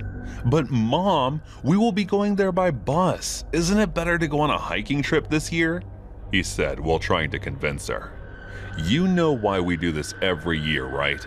She looked at him and asked while hoping he would stop being unreasonable. "Why should we do this? It's the dad who killed her," Derek mumbled in a frustrated tone, which Gabriella and me both heard. "Derek, if you cannot go with us, then you won't go anywhere. Go to your room right now," she scolded while smacking him on his back, and he stomped upstairs in response. "Don't be harsh on him, honey. I think I'll go there by myself this year," I said with a defeated tone, who was watching the entire time. "No, you know we'll be together to support you, no matter what, right?" She came closer and wrapped her arms around my neck while saying this. I nodded. Around 8 years ago, I used to live in an old house that my grandma left for me near the beach. The house was pretty old, and it needed regular maintenance, so I was doing just that. One day, I woke up in the middle of the night and I could not sleep after that, so I decided to take a walk and get some fresh air. I drank some water, grabbed my jacket, and went outside the house. As I was walking, I went near the beach. That was when I noticed a girl wearing a white dress was sitting on the opposite side of the beach. I could not see her face. All I could notice was her long black hair, along with the white dress that she was wearing. Water was washing off her feet and half of her body seemed wet. I thought, she may be depressed or something, and that must be the reason for her being here at this hour. So I did not think much of it at the time, and went back to walking for a few minutes. The next day, I called my fiancée Gabriella and talked with her for hours. Gabriella and I were dating for almost 5 years now, and I had recently proposed to her. She was also pregnant with my child at the time, and I was in love with her more than ever. After talking to her for about an hour or so, I got ready for work and headed out. As I was passing through the beach, the scene from last night flashed through my mind. The same night I was drinking alone around midnight when I saw from the entrance that the same girl walked toward the same spot that she was sitting last night when she sat there. Maybe she just recently went through a breakup or something. That's what I thought then. As I was drinking, I stared at her, who was just sitting still, staring at the ocean for hours. But I soon got tired and started feeling sleepy, so I went to my bed. I continued my routine as always, and after waking up, I first texted Gabrielle good morning, took a shower after that, and got ready for work. I went down to the kitchen while dialing her number and started making eggs. "Morning, honey. What are you up to?" she said as soon as she answered the phone. "Missing my love in my arms," I said playfully, and she chuckled in response. After that, I talked to her while making and then eating breakfast. I told her about the girl in the white dress that I kept seeing for the last 2 days. "Be careful. She might be a lost spirit or something," she said in a serious tone, which made me pause for a few seconds, but then she burst into laughter. "You scared me," I said, taking a deep sigh of relief. "Don't worry, maybe she's going through something. Just don't pay much attention. And if you're curious, just ask her if anything is troubling the girl," she said in a chill tone. "No thanks, I don't want to approach a possible ghost," I said, and we both started to laugh. After that, I kept noticing for a few days her sitting there and staring at the ocean while the waves wash off at her feet, making her half-body wet in the process. From her appearance, she seemed in her early 20s, but I could never see her face. One day when I was talking to my fiancé, she asked, "It's been almost a month, is she still doing that?" I told her that she was, so she said that maybe the girl needed help and suggested I offer help. I was thinking the same for the past couple of days, so I agreed. Later that night when I saw the girl sitting there, I walked closer to her and stood behind her. I called out for her, but she did not respond. I walked a bit more closely and asked if everything was okay. She turned her head toward me. Her lips looked chapped and there were huge dark circles under her eyes. It made me scared for a few seconds. Then I shook my head and asked again if she needed any help. She kept staring at me without saying anything. I thought it was a waste of time and turned to leave. That was when someone grabbed my legs all of a sudden and started pulling me into the water. I turned and saw that it was her. She had a completely blank expression on her face, as if she did not have any emotion at all, which scared me even more. At this point, I was sure that this was no human, but a ghost, because as she grabbed my legs, I could feel her long nails piercing into my skin. I kicked with all my might and tried to run, but she again grabbed me into the water. But I was so terrified that as a protective response, I strangled her and left her in the water.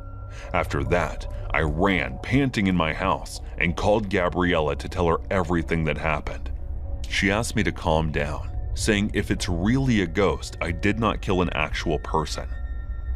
The next day, I saw many people and police officers gathered around near the beach. As I was panicking, someone rang the doorbell. I opened it hesitantly and saw that it was Gabriella at the door. I started crying, and she just held me while telling me that everything would be okay. I went ahead and confessed everything to the police officers about what happened that night. They told me that the girl's name was Sarah, and the reason she may have done that was that she had a mental condition along with severe trauma for men. Sarah was harassed and physically abused by her uncle and his sons from a very young age until she was rescued by a women's organization. but as a result, she developed a mental condition. I was sentenced to jail, but they released me early since what I did was due to self-defense. I was released from prison 2 years ago, and ever since then, I went to the beach every year to put flowers on the grave of the person I killed. "How about we go hiking next week?" I entered Derek's room and said. His face lit up, but then suddenly, he looked at me with an apologetic reaction. "Sorry, Dad, for saying rude things earlier." I smiled and hugged him. After that, we took our stuff and headed out. I kissed her while looking at her with extreme love in my eyes. As we were heading to the beach, I was thinking that I was thankful to Gabriella for waiting for me and always standing beside me.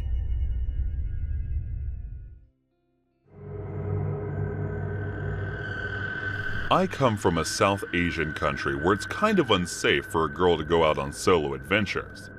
That being said, there are some states which are relatively safe. 2019 had been a rough year for me, but by October I'd started feeling better and decided to take a solo trip for my birthday. I spoke to some friends and decided to head to the small village down south. My brother helped convince my overprotective mother as he'd already been there. But to put her mind at ease, I decided to grab some pepper spray. Unfortunately, we couldn't find one, so I kept a bottle of deodorant and a knife handy. I decided to stay there for 5 days and booked a room at a guest house for only 2 days, thinking I would check out this guest house that my friend had suggested and hopefully spend the remainder of my stay there. To tell you a little more about this village, it's a hippie paradise if you know what I mean. Everyone is extremely friendly and warm, and they have tourists coming from all over the globe. Once I got to the run, I was a little paranoid because it seemed a little dingy. Forget about security systems, the latch on the door was barely functional. The first night was a bit unsettling, but nothing happened. The next day was my birthday, so I rented a bike and went out exploring the village. Sometime after lunch, I decided to check out the guest house that my friend had recommended, which was a little secluded, but extremely peaceful. As I reached there, I was greeted by the owner who showed me around this place. Had big cuts on one side and a small row of rooms on the opposite side. I decided to take the latter, as it was much cheaper, and I didn't plan on being in the room much anyway. We exchanged numbers and I told him I'd move in the next day. The next day, I got there and had lunch with the owner, and he told me about the history of the place and a bit about himself. I realized that he wasn't around when my friend had been there. I was trying to read him, see if I was getting creepy vibes from him, since I was going to be spending 2 nights there, but I didn't see any red flags in particular. After lunch, I went to a restaurant that was right behind the guest house. I met some of the locals whom I was already acquainted with. Along with them, there were 2 new guys, one of whom was from the city. The 3 of us instantly clicked and started hanging out. Once it got dark, we came back to my guest house to chill. When the older told us that he was planning a bonfire with some of his guests/friends who were sitting at another table. An hour passed, we played cards, and the guys didn't seem like they were much in the mood for bonfire and left shortly after. So the owner had already set things up. We decided to spend some time by the fire with them. We were all sitting and chatting until midnight, when the other 2 boys decided to take off as they weren't staying there. I told the owner that I headed back to my room too. He tried to convince me to stay out a bit longer, but I didn't want to be alone with them. My room door had 4 to 5 locks, but only 2 of them worked, so I locked them and realized that the windows facing each other did not have any panes, and the curtains were made of scraps of cloth, which meant that anyone could peek inside to see everything. So I went to the bathroom to change and clean up. As soon as I stepped out and started rummaging through my bag, I heard someone whisper my name twice. My heart skipped a beat and I froze for a few seconds. I decided to ignore it and quickly turned out all the lights. Before going to bed, I decided to keep the bin right in front of the door in case someone tried to open it. At least that would make noise.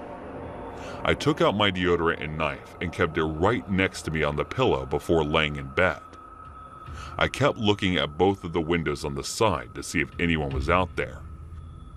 About an hour and a half later, the metallic door started rattling violently, as if someone was trying to force it open. Instantly, I stood up and got a hold of the knife and deodorant. My mouth went dry and my heart started beating fast. I didn't know if I should scream because I only knew of one other girl who was staying in the opposite heart.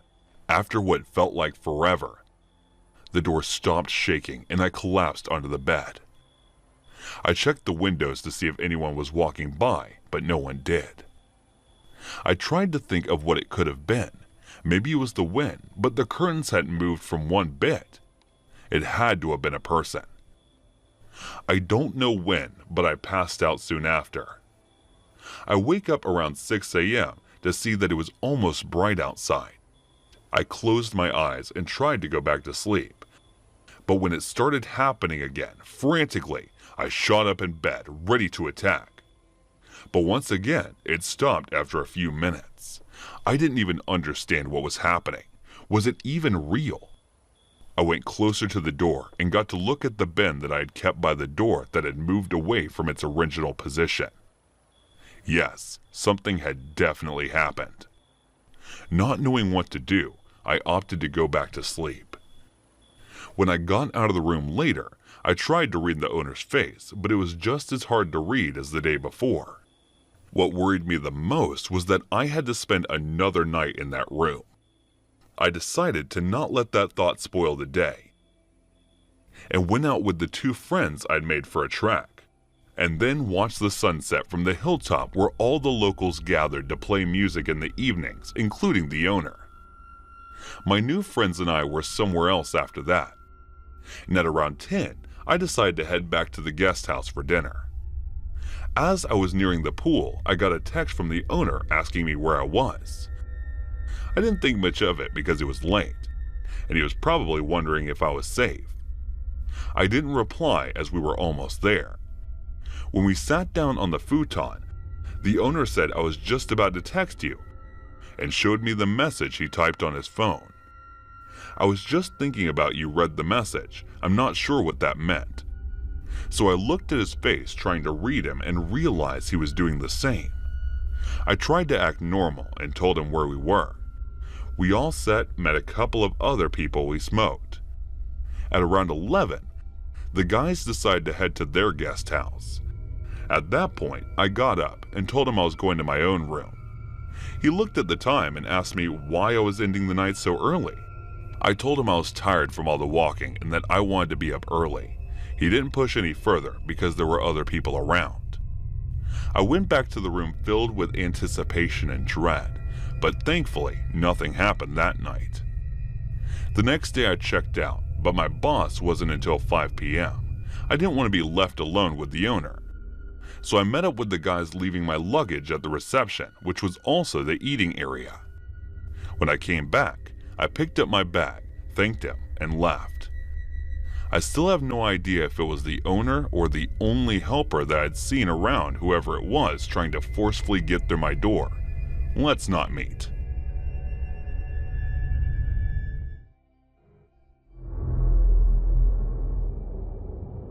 I live in a place called Dark Hollow, about 20 minutes outside of Pittsburgh.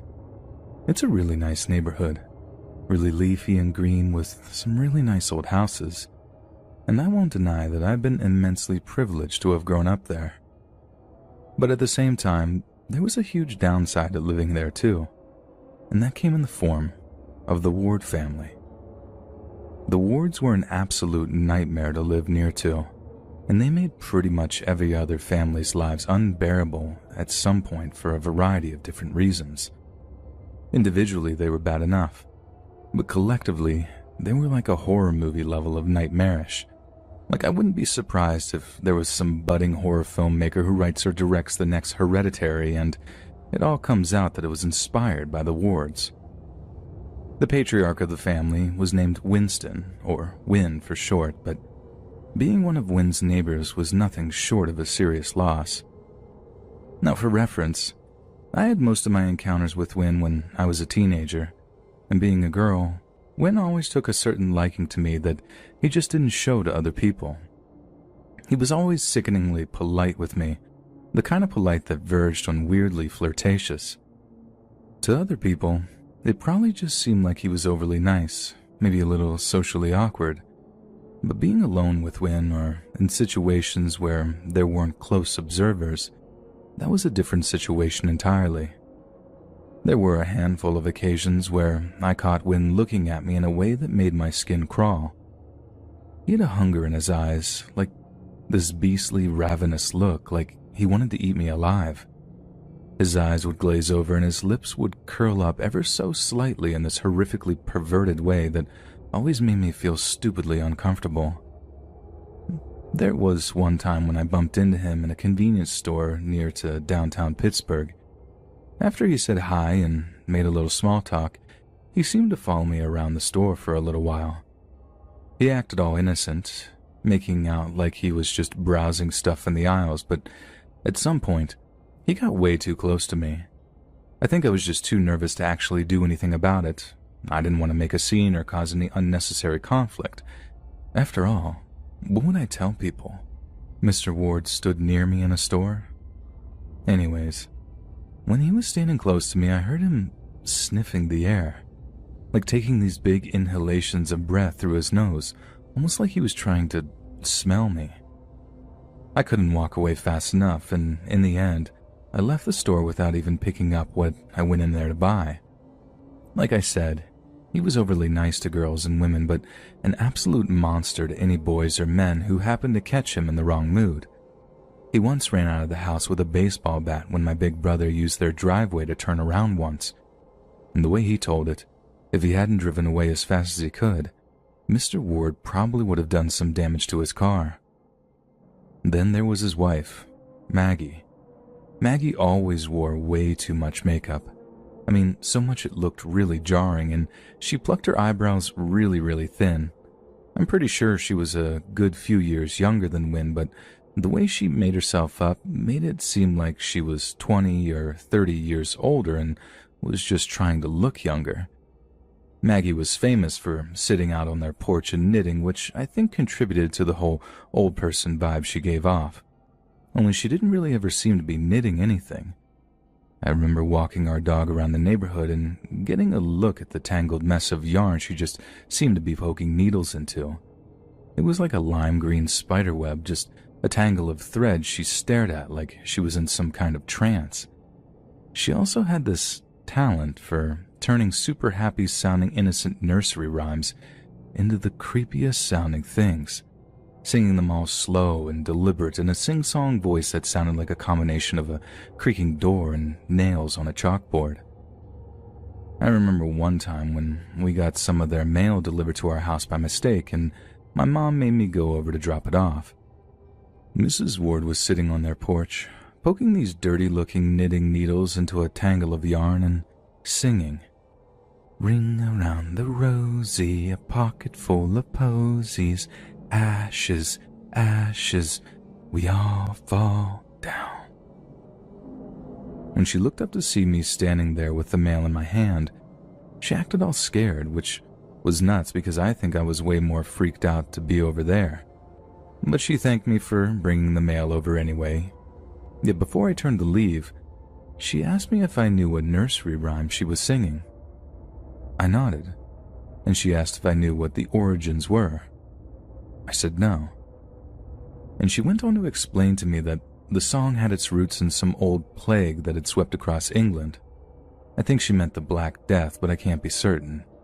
She said the ring around the rosy part was a reference to a rash that was a symptom of the disease, and a posy was a collection of herbs that was carried to mask the scent of rot that the dying people were said to have given off.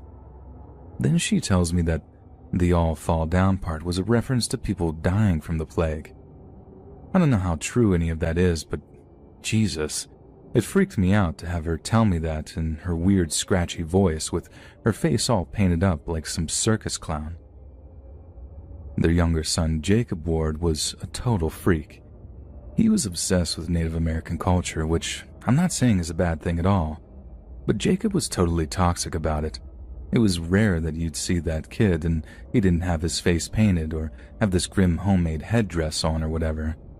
He also liked to run around with a bow and arrow that his parents insisted was totally harmless and used those cartoony sucker tip arrows. But there are a lot of people, myself included, that swear that they'd seen him using actual sharp tip arrows on a handful of occasions. He'd aim them at you, pull the drawstring back to the point that you'd actually run for cover, but he never seemed to fire any, and you could never catch him using them whenever there were any grown-ups around. They actually got a social worker called over at some point because a few people had seen Jacob walking around with dead squirrels or pigeons. I'm not sure if he'd shoot them himself with his bow and arrow or they were just roadkill or something, but it was alarmingly enough to enough people that they actually had a visit from someone. Although whether or not that actually came to anything, I don't know. Then finally, their older son was this kid named Johnny. Johnny was the kind of kid that growled at people in high school when they got too close to him, and before he got expelled for fighting, did something seriously messed up.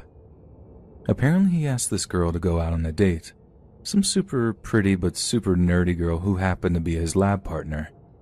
She says no, and Johnny doesn't take it very well at all. He made things difficult for her during chemistry by not talking or looking at her, and eventually she had to basically beg the teacher to switch partners so she could even get a passing grade. Not long after, she was driving back from school in her seemingly empty car when she looks in the rearview mirror to see Johnny just sitting in her back seat, grinning at her. He'd apparently broken into her car and hidden in the footwell in her back seat under some blankets or something, or at least that's what we all figured he'd done. She was so scared she crashed her car and had to spend a week in the hospital. All Johnny got was a visit from the cops and a warning to stay away from her, and somehow it was all just blamed on teenage hijinks. I think maybe because the girl's family were too scared of the wards to press charges or whatever. I'm sure there's more to that story, but that's all I know of that. When the for sale sign finally showed up from the ward's house, I think Dark Hollow was about ready to throw a big party to celebrate them leaving, and after they did, they became something of an urban legend, basically a campfire tale that only a handful of people really knew was actually true and not something we made up to scare people. Like, I still think it's a miracle that there wasn't any bigger drama to happen involving the wards, something like a murder or whatever, little Jacob shooting someone with an actual arrow. I know Johnny basically almost killed his lab partner in that car crash, but somehow they never actually went through with seriously hurting anyone. But who knows, maybe a couple more years and there would have been a fatality. And who knows what they've been up to, wherever they moved to. Maybe it's only a matter of time before they seriously hurt someone. So before this whole lockdown thing happened and my dating life went to hell in a handbasket, I used to swipe through Tinder and Bumble quite a lot, looking for girls to hook up with. So I'm bored in my Silver Lake apartment one day when I come across this absolute smoke show of a girl who was listed under the name Lilith. She had these big green eyes, wore pigtails a lot in her profile pictures, and had absolutely no qualms of showing off this big peachy butt she had. She also had this goth girl vibe going, which was something I find really attractive. I mean, she was definitely not the kind of girl I'd bring home to mom, but that's not really what I'm looking for when I'm swiping, so naturally, I swipe right. Boom, we match. I think I actually let out this involuntary "no way" when the old "it's a match" text appeared, and kinda cynically told myself, nah, she's a bot, this isn't real. But yup, it was real, and she was so cute to talk to. At first, anyway, because things started to go a little different when we actually met up. She worked at this coffee shop at the Getty and asked me if I wanted to pick her up after her shift so she could take me somewhere real special, which turned out to be the Museum of Death on Hollywood Boulevard. I mean, not my ideally romantic place to go on a first date, but like I said, she was a slam piece, and it was basically impossible to say no to her. So it was decided, and after I picked her up, She kept it a mystery for a while, only telling me to drive her to Hollywood Boulevard before revealing where she actually wanted to go. The area around the museum is kind of sketchy, but again, I'd have driven through way worse neighborhoods for a date with this girl, so I just pushed all my concerns to the back of my mind. Despite the interior being as dark and dingy as it was, looking like an over-clustered basement, the whole thing was actually kind of interesting at first. But I'd be lying if I said my eyes stayed on the exhibits the whole time, when they were pretty much glued to her butt whenever I wasn't going to get caught looking.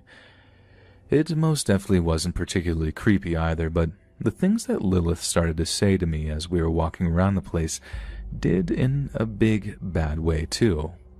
Like I said, the exhibits were interesting, but that's all they were aside from being gross and spooky. There were death masks, body parts preserved in formaldehyde, all the things you might come to expect from a place called the Museum of Death, and then some. But this Lilith chick starts saying how pretty some of this stuff is, looking at it the way any other girl might look at a picture of a puppy or something.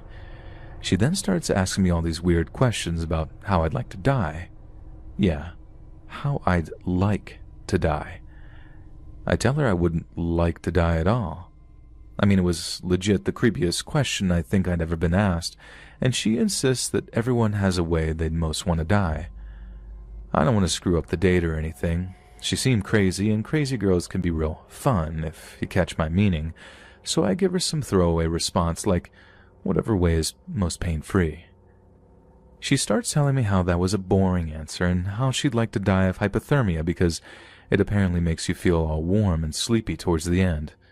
How some victims of hypothermia have even taken their clothes off before they died and just laid down in the snow or whatever before their heart stops beating.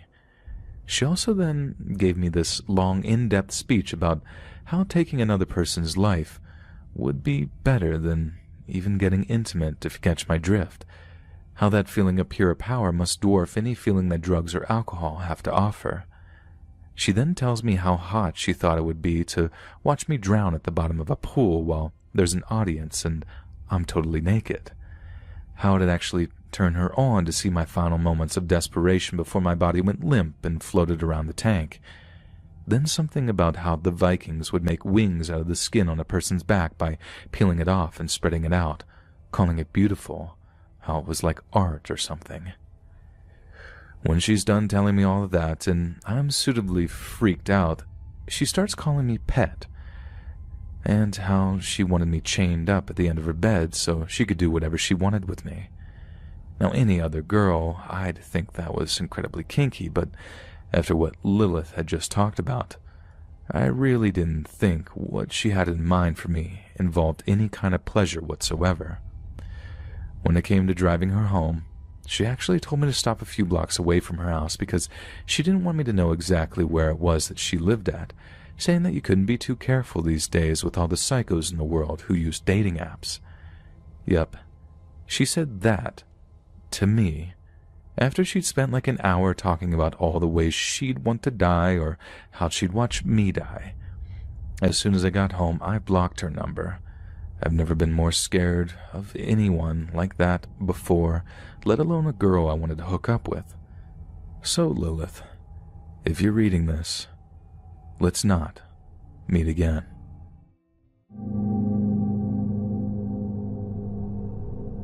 I feel like I should preface this by making it clear that I'm not one of these paranormal-obsessed, ghost-hunting loons that think there's orbs in all their photos.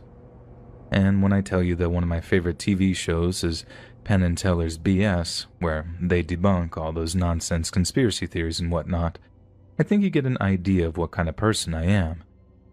And for years, I went around thinking that science and logic could account for everything, with the only restrictions being the limits of our own knowledge. That was until something happened to me that I genuinely can't explain, and no matter how hard I tried, I couldn't come up with any legitimate explanation. The whole thing freaked me out so much that it kicked off a kind of hyperfixation in me that lasted for months on end, to the point that my rational skeptic friends started to think that I was losing my mind. But I haven't lost my mind. It actually happened, and as much as people try to tell me that it was nothing but my mind playing tricks on me, I know what I saw, and it just about put the fear of God into me. We're going back to early spring of 2017 here, the time of the year when it's still getting dark fairly early here in the Northeast. It's around 9 p.m. and I'm driving back to Narragansett from my buddy's place in Newport, when I decide to take a shortcut through Saunderston. It's a drive I'd done like 100 times by that point. I felt like I could do it with my eyes closed at a push. But maybe that's what made me so complacent. A self-assured cockiness that's gotten me into trouble on more than one occasion, because about halfway into the journey, I must have switched off and taken a wrong turn. Next thing I know, I'm having to turn into a residential cul-de-sac to make a complete 180, and I'm so embarrassingly lost that I find myself reaching for my phone to check Google Maps. I check my position, mentally make a note of the turns I have to make to get back onto the highway, then start turning off the street as I put my phone away. When bam, there's a car in front of me. I slam on the brakes, let out a string of curse words, and prepare myself for, at the very best, a few scolding honks of their horn. I then start mouthing apologies at the driver, taking my hands off the wheel and being like, "Dude, I'm so sorry. My fault. My bad." When I notice something really unusual about the car they're driving. It was a legit classic car. And don't go thinking 70s Camaro or something. This thing was a Buick, like one from the 30s or 40s or something. The kind of car you'd expect to see Al Capone climbing out of in Prohibition-era Chicago. And it was crisp, too. The guy must have sunk some serious cash into that thing because pretty much everything looked brand new. I suddenly realized that while I'm checking this guy's old car out, I'm actually still blocking him in. So I start backing up after giving him a nice car kind of thumbs up after pointing to his hood. The guy doesn't react though. At all. The whole time he's just smiling at me through his windshield. And as I start backing up to let him pass, I remember how he almost looked like one of those old ventriloquist dummies. Something about his hair or how waxy and pale he seemed to just trigger the association. Then, right as I'm about to give him enough space, my car just shuts off.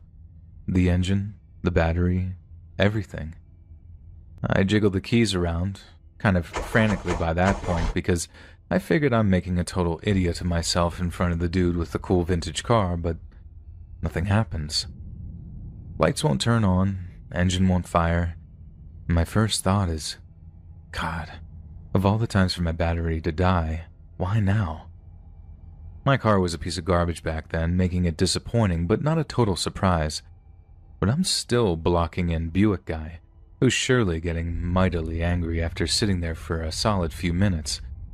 So I roll my window down, lean out a little, and start yelling over to the guy's car that he has to go around. But he doesn't respond. And all I can hear is this creepy old music coming from his car. I can't see a thing of him because of high headlights. He's not saying a thing, and the freaking song is making the hairs on the back of my neck stand on end. Now this is the part that really freaks me out to recall. As the situation with the guy is turning into something of a standoff, I'm sitting there in the driver's seat wondering why the guy isn't talking, moving, or doing much of anything for that matter. I don't want to honk at the guy.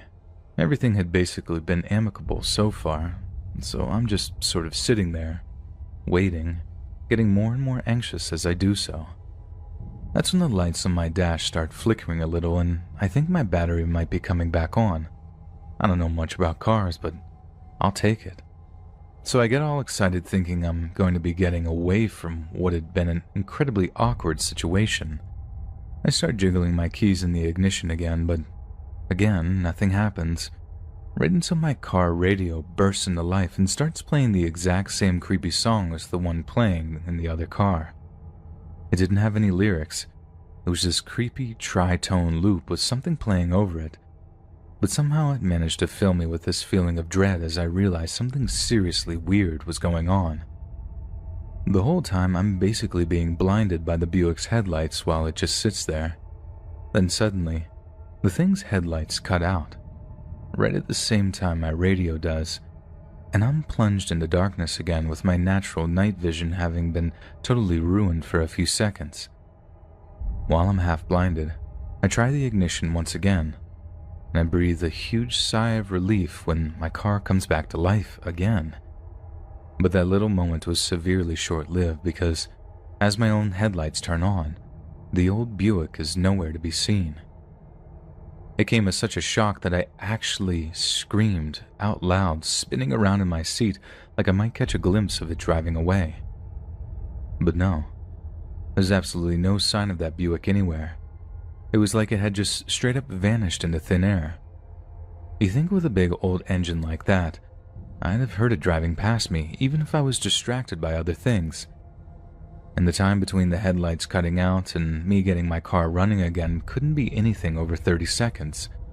It would have had to zoom past me to disappear from my view so quickly. Have you ever felt super stoned and you don't even smoke? That's what it felt like.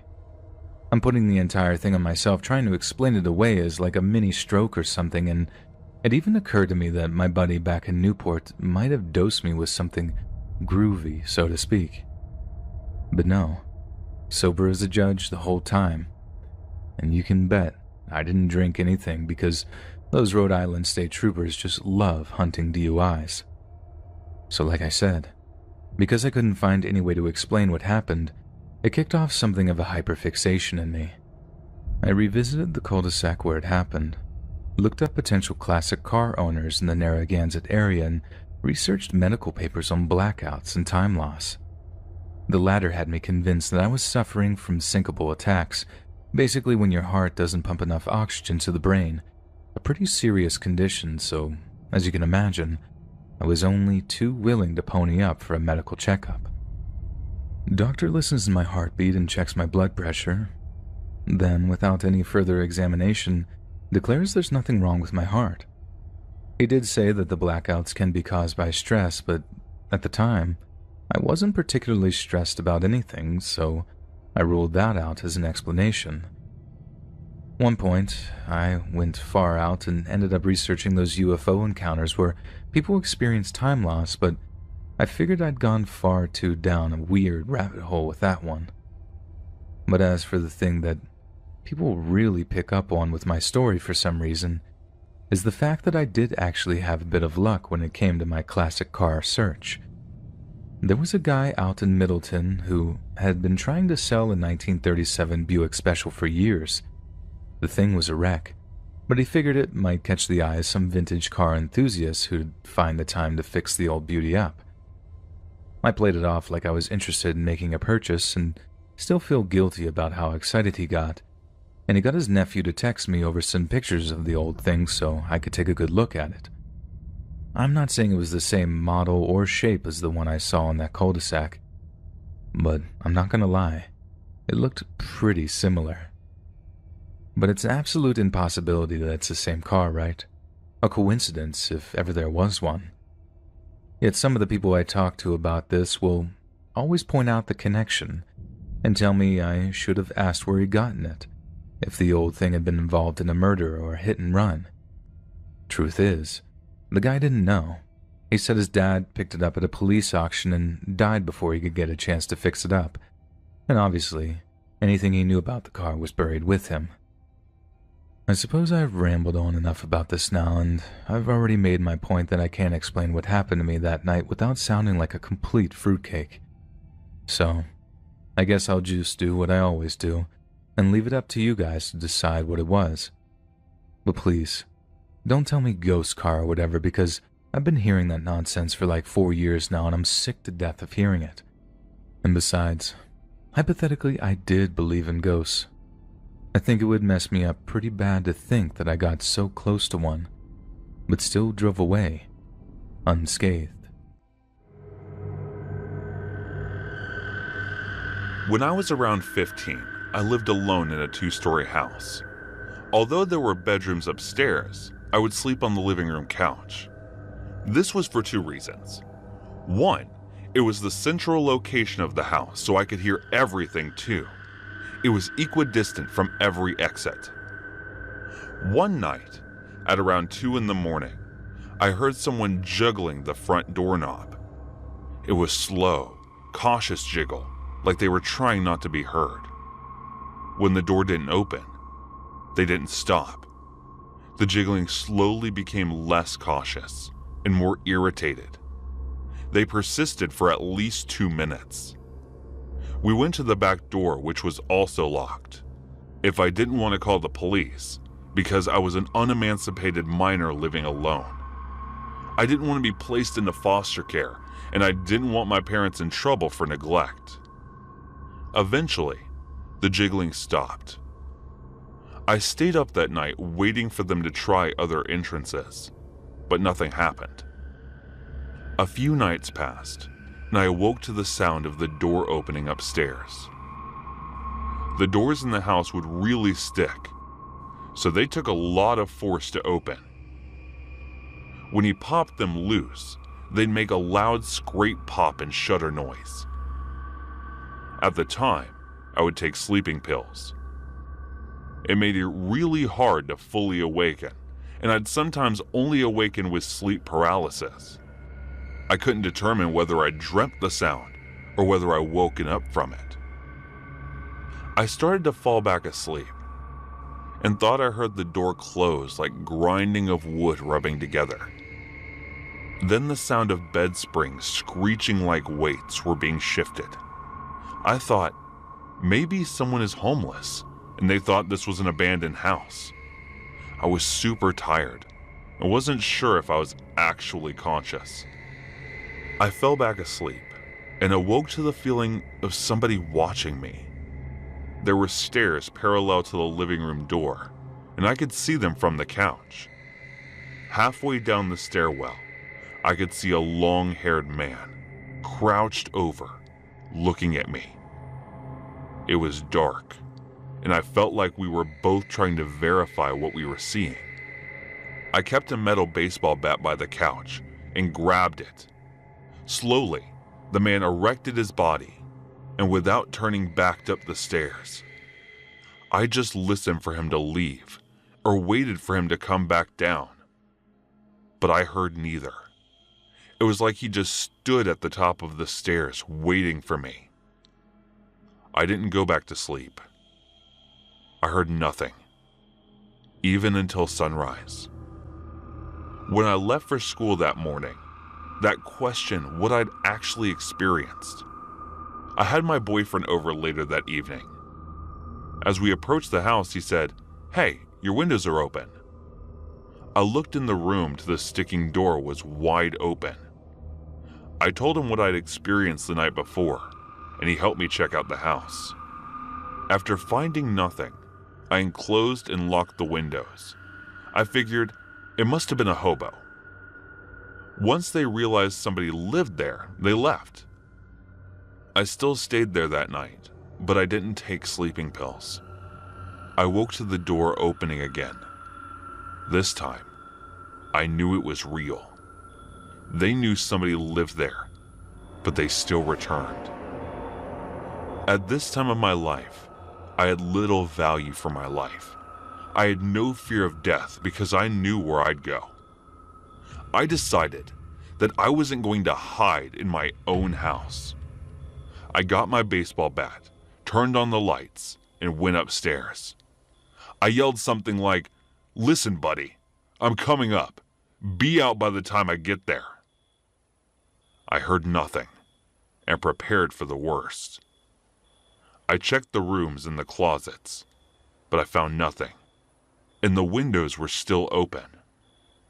I checked the downstairs and found nothing as well. I felt pretty silly after finding nothing, but still stayed out that night. I got ready for school the next morning and saw that the window was open again. It occurred to me that I hadn't checked under the beds when I'd done the search. I didn't have my bat with me and bailed. To think that intruder was possibly hiding under the bed as I searched the house is spooky, but I'm partially relieved that I hadn't checked. If I'd been down and come face to face with the man beneath my bed, the story may have ended differently.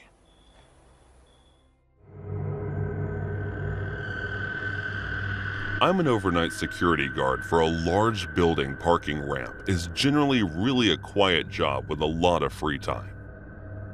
But occasionally, I do have to kick out some homeless people. It's a horrible part of the job, and I do my best to direct them to the next safest place to sleep. Most people are understanding because they unfortunately go through this a lot. If anything, they want to vent, and I tried to be an open ear. Our protocol is to ask them to leave, then if they don't, tell them to leave, and if all else fails, we have to contact the police. I've only gotten to that last step. It's important to note my general routine at work. I sit in a shack in the parking ramp for an hour. Then I go for a walk around the building and then back to the shack. The doors are all locked, but there's an entryway with an ATM that's open 24/7. This is usually where I find people looking for a place to sleep. For more context, I'm a smaller woman and unarmed. On this night, there was a woman trying to sleep by the ATM.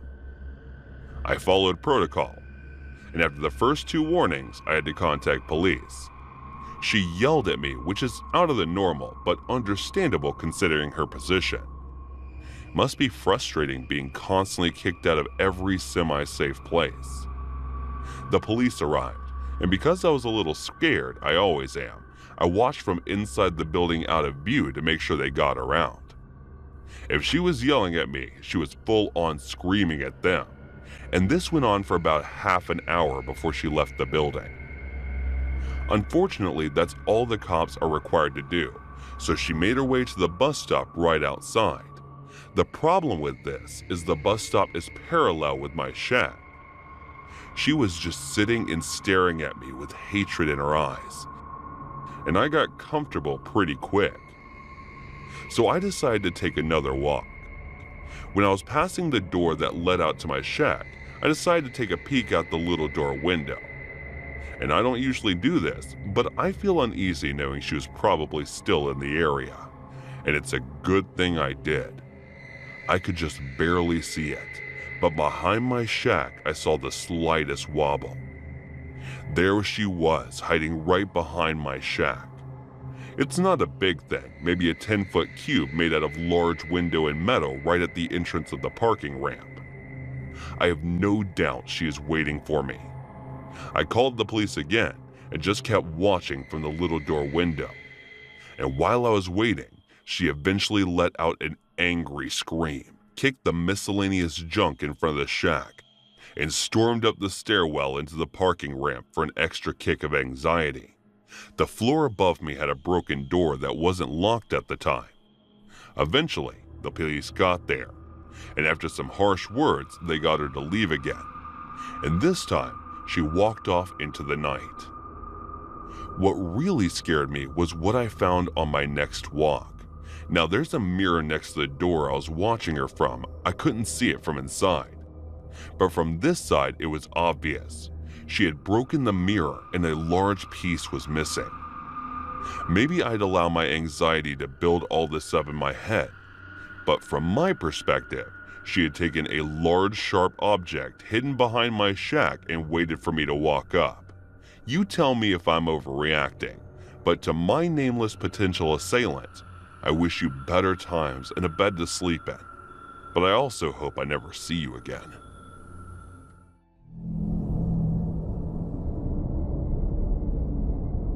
When I was 18, I worked at my college's residence building at the front desk, and I think I almost got assaulted or murdered. But you be the judge of that. During the summer, the building operated as a hotel. So 2.5 floors were hotel rooms, and half of the 3rd floor were student housing. The whole building operated with a hotel swipe key system that was pretty outdated, and all the doors were powered by 4 AA batteries. If the batteries died, there was a decently lengthy process to replace them and reprogram the door. A dark-haired guy came to the front desk from inside the building while I was working an overnight shift at around 1 or 2 a.m. and said he'd left his keycard in his room. I made him a new one and made my first error of the night. Hotel guests could have as many room keys remade as they wanted, hypothetically. But students, however, were supposed to be given a temporary keycard and charged $2 to be returned when theirs is located. I gave him a new key for his room and asked if he was a student or a hotel guest, and he replied, student. At this point, I should have checked our system to charge his account, but I was caught up doing administrative duties and forgot. I used to trust people way too easily at this job, but quickly learned not to.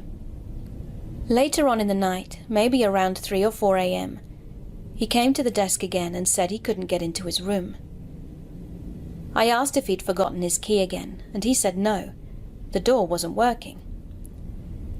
I asked if the light was coming on when he swiped his card, and he said no, so I figured the batteries were dead.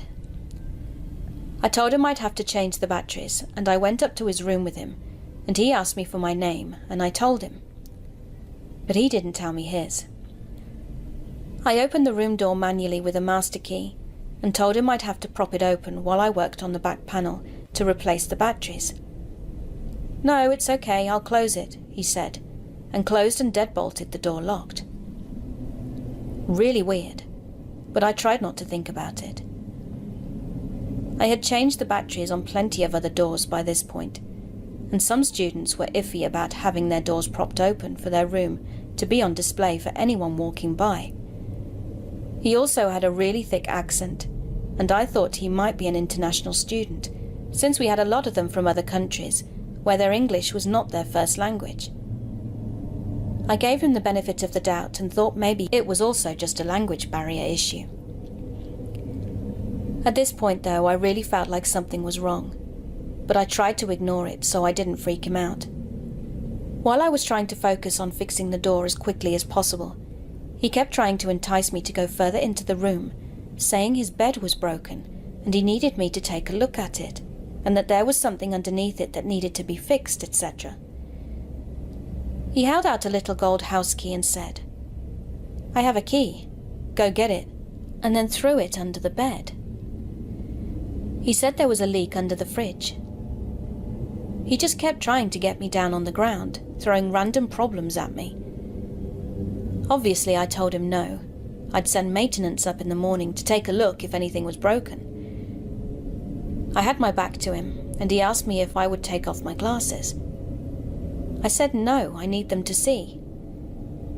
His tone of voice changed then, and in the most steady, chilling manner he said, "Ella, it's okay, you can take them off." Then from behind me he reached around and tried to take off my glasses. I swatted his hand away, and in trying to remain composure said no thanks, I need to keep them on. Even though he was creeping me the hell out, I didn't want to be rude to him, and I didn't want to get in trouble if he'd complained about me, or risk upsetting him and having him yell at me. I got up to grab something from the door repair kit, and undid the door deadbolt and opened it up in the process. He then jumped towards the door to close it again, and told me to keep it closed. I told him no, I had to open it to start reprogramming it from the front. While I held the door open with my foot and grabbed something from the door repair kit, he started playing with the little wispy hairs at the top of my forehead and trying to touch my shoulder. I swatted him away again and asked him not to touch me, and focused on getting the hell out of there. But once again he tried to get me to follow him into the bedroom, saying the bed was broken, and I went as far as the doorframe to see if I could spot any actual problem with his bed. This is when I realized that he had nothing in his room. No dishes in the kitchen, no shower curtain in the bathroom, no sheets on the bed. Nothing. This wasn't his room. My brain once again went back to the international student theory, thinking he had just arrived today and hadn't gotten a chance to buy anything yet. But in the pit of my stomach, I knew something was wrong. I fiddled around with the door for a few more seconds before announcing that it was fixed, and quickly gathered the door kit and left. Before I had reached the elevator, he came back out with his shoes on to follow me. He tried to get back in to get his shoes and called out, "Ella, the door isn't fixed, you need to come back." I went back and opened the door manually, and told him if the door was broken I'd have to send up maintenance to fix it in the morning. I knew he was going to follow me to the elevator again, so I closed the door behind me once he'd gone inside and ran down the stairwell as fast as I could. When I got to the front desk, I checked the computer and saw that the room that he was in was supposed to be empty. It wasn't a student room or a hotel room. I locked myself in our back office and called campus security. He came down a few minutes later and went behind the desk. I yelled at him to get on the other side and wait, now that I knew he wasn't a resident. He tore the corner off a slip of paper I had sitting on the desk and drew a flower on it, then put it back on top of my papers. When security arrived, he ran back up to the empty room and tried convincing them he lived there so he wouldn't have to leave.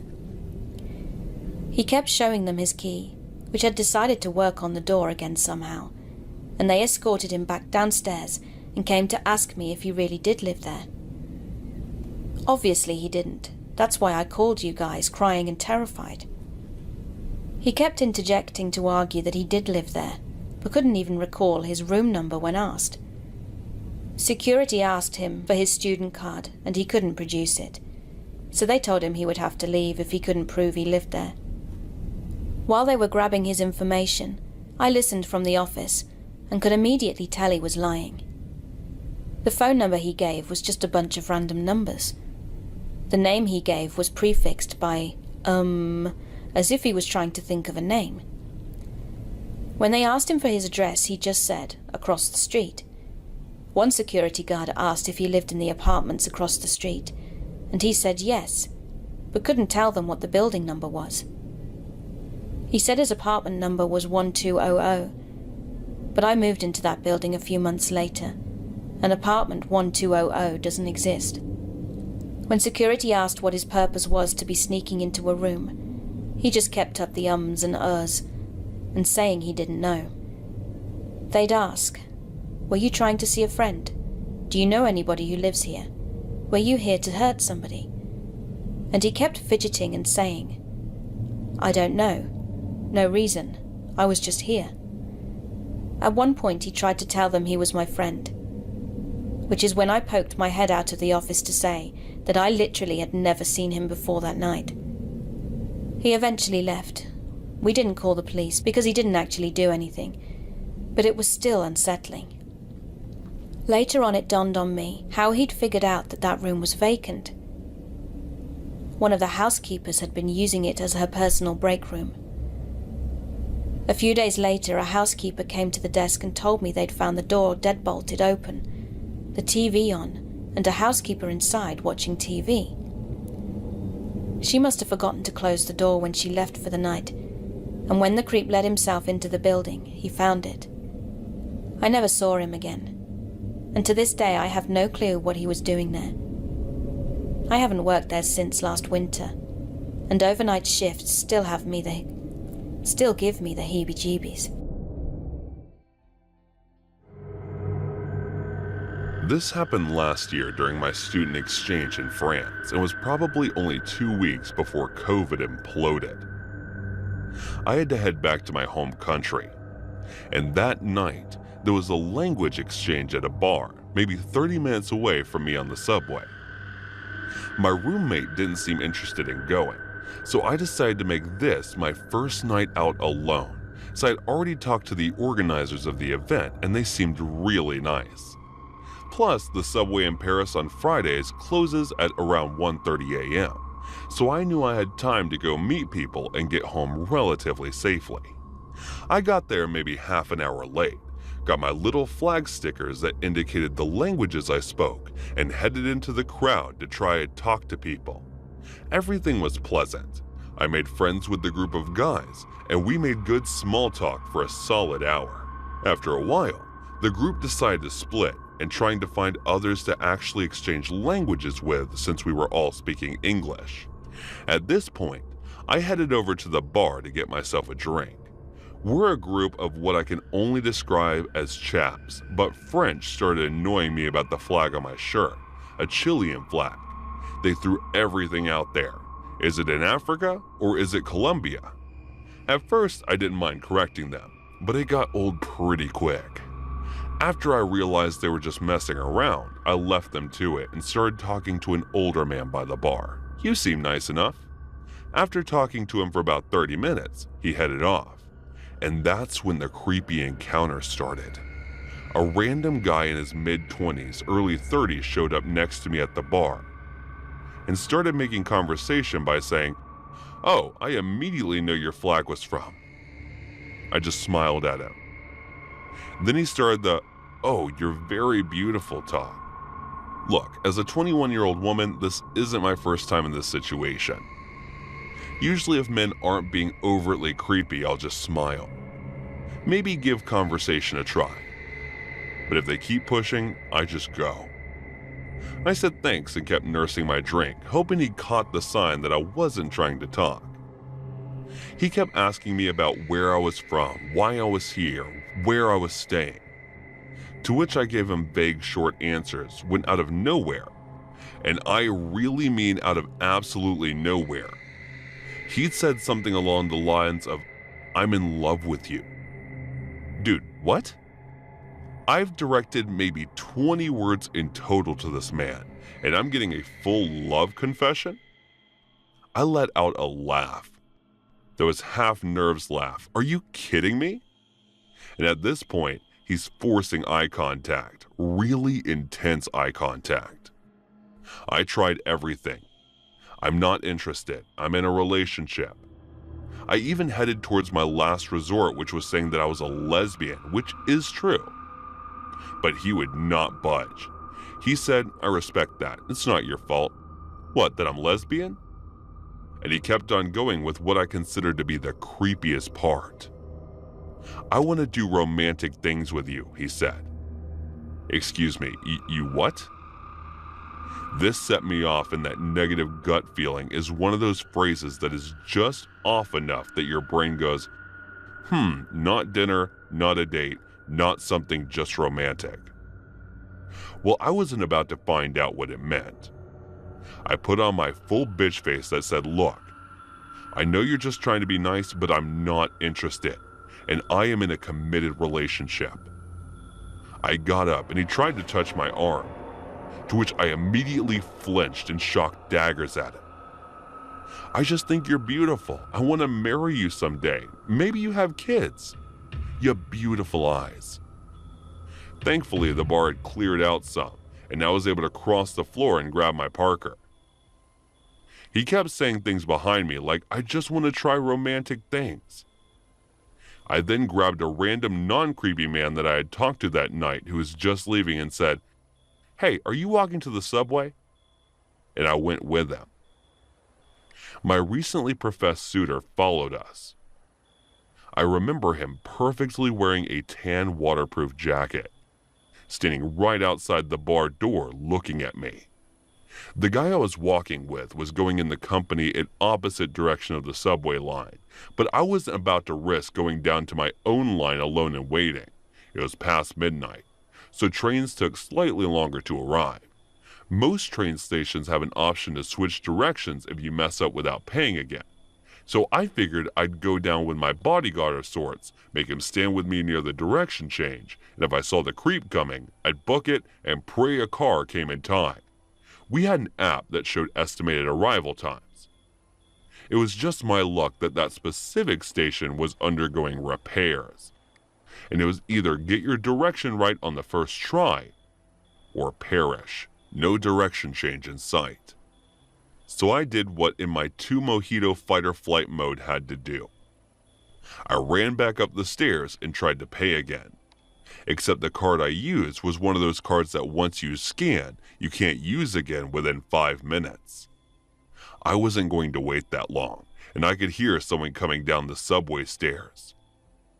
Paris subway had turnstiles, but it also had doors that only open once you scan. So I sucked in my breath as much as I could, went under the turnstile, and squeezed through my tiny space between the door. I have no idea how I made it past when my Parker on adrenaline is one hell of a drug. I had just managed to make it downstairs when the train was arriving. But as I turned around, I saw him on the sort of bridge area overlooking the train tracks. I managed to grow out my biggest, meanest no, and then said something like, "I want to grow old with you. Give me your number." The train doors opened, and I walked inside backwards, making eye contact with him, saying no again. Luckily, that's just about one of the most universal words out there. I'm thankful to the Friday night 1 a.m. Paris subway crowd. They all seemed confused, but they had the right spirit. A couple of girls waved over so I could stand with them until the door closed, and they went with me until I had to change lines. I felt safer on the 2-minute walk from the subway to my apartment than near that guy in my neighborhood was kind of known for being a big crack hotspot. At least the crackheads left me alone. So if anyone takes something away from this, just be mean. Be rude as hell. I tried being mean a little too late and got one of the creepiest love confessions of my life. A stalker and into the subway, and a story to tell on here.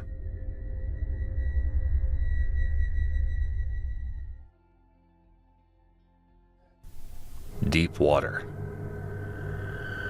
We were not meant to be together, being forced into a marriage that was not supposed to happen.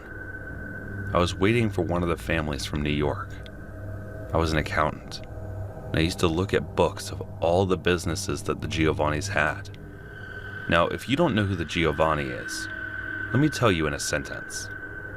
It is a family that you don't ever want to be associated with.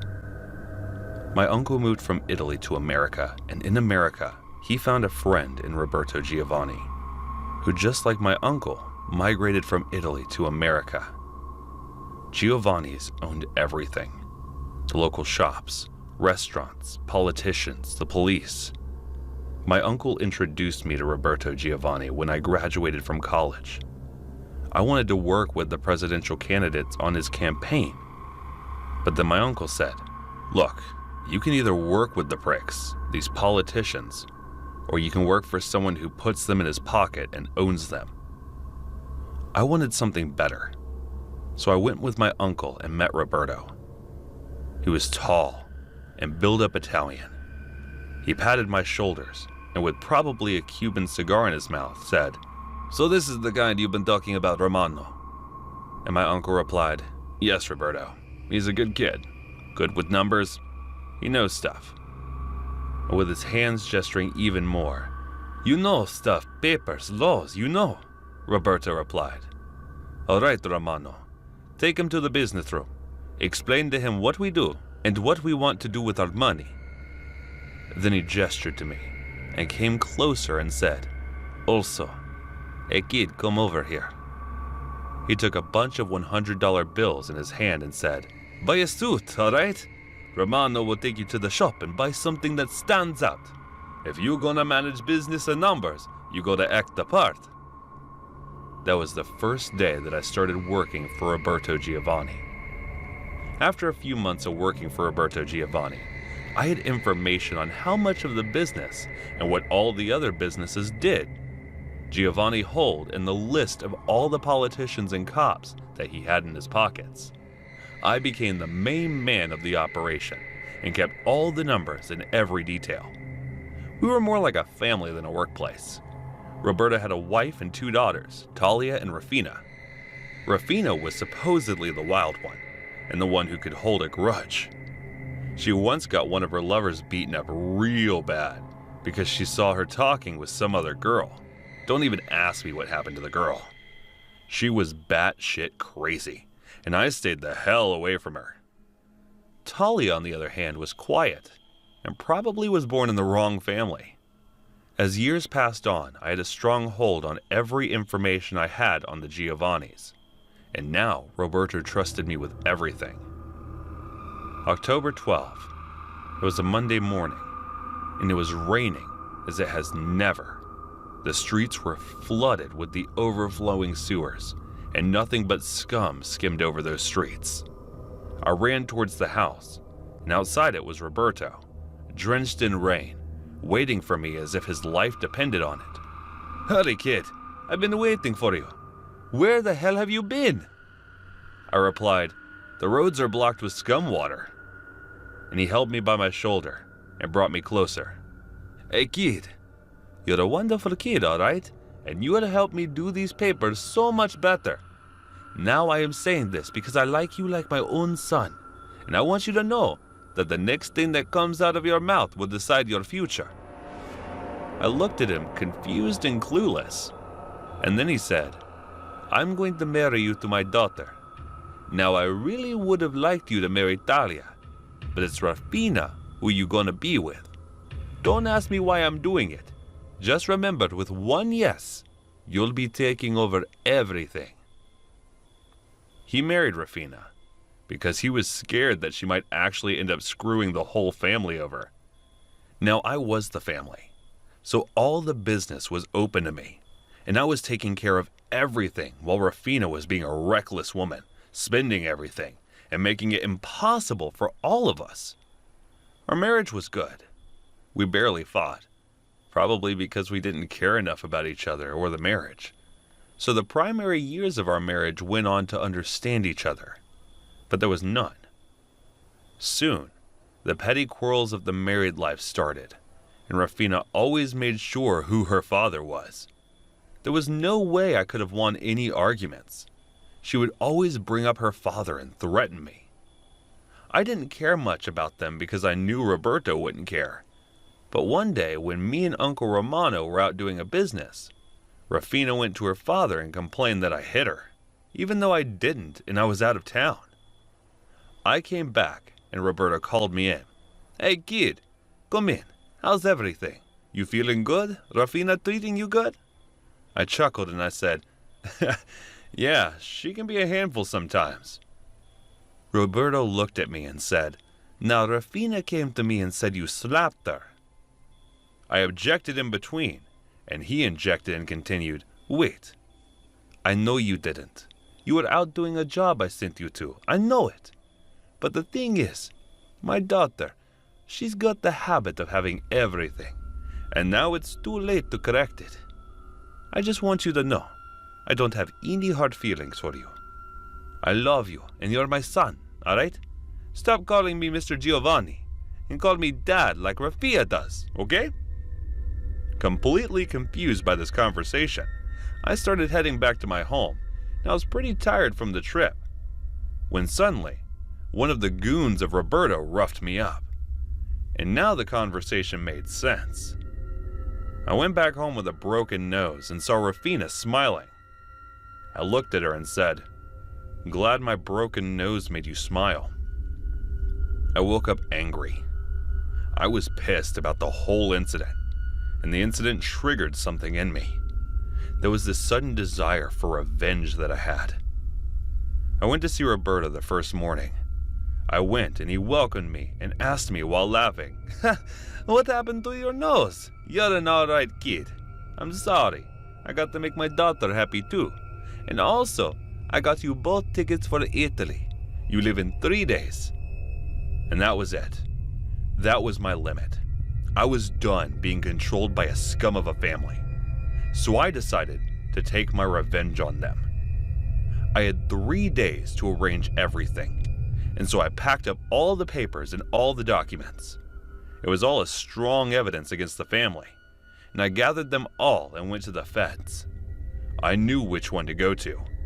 Every cop and politician was under the payroll. I had them on my list. This was a very big catch for the feds, and I did not want any part of it. So I told the feds what I wanted to do. 3 days later, I and Rafina were on a boat in Sardinia, Italy. We were getting ready to head to the sea to watch the dolphins.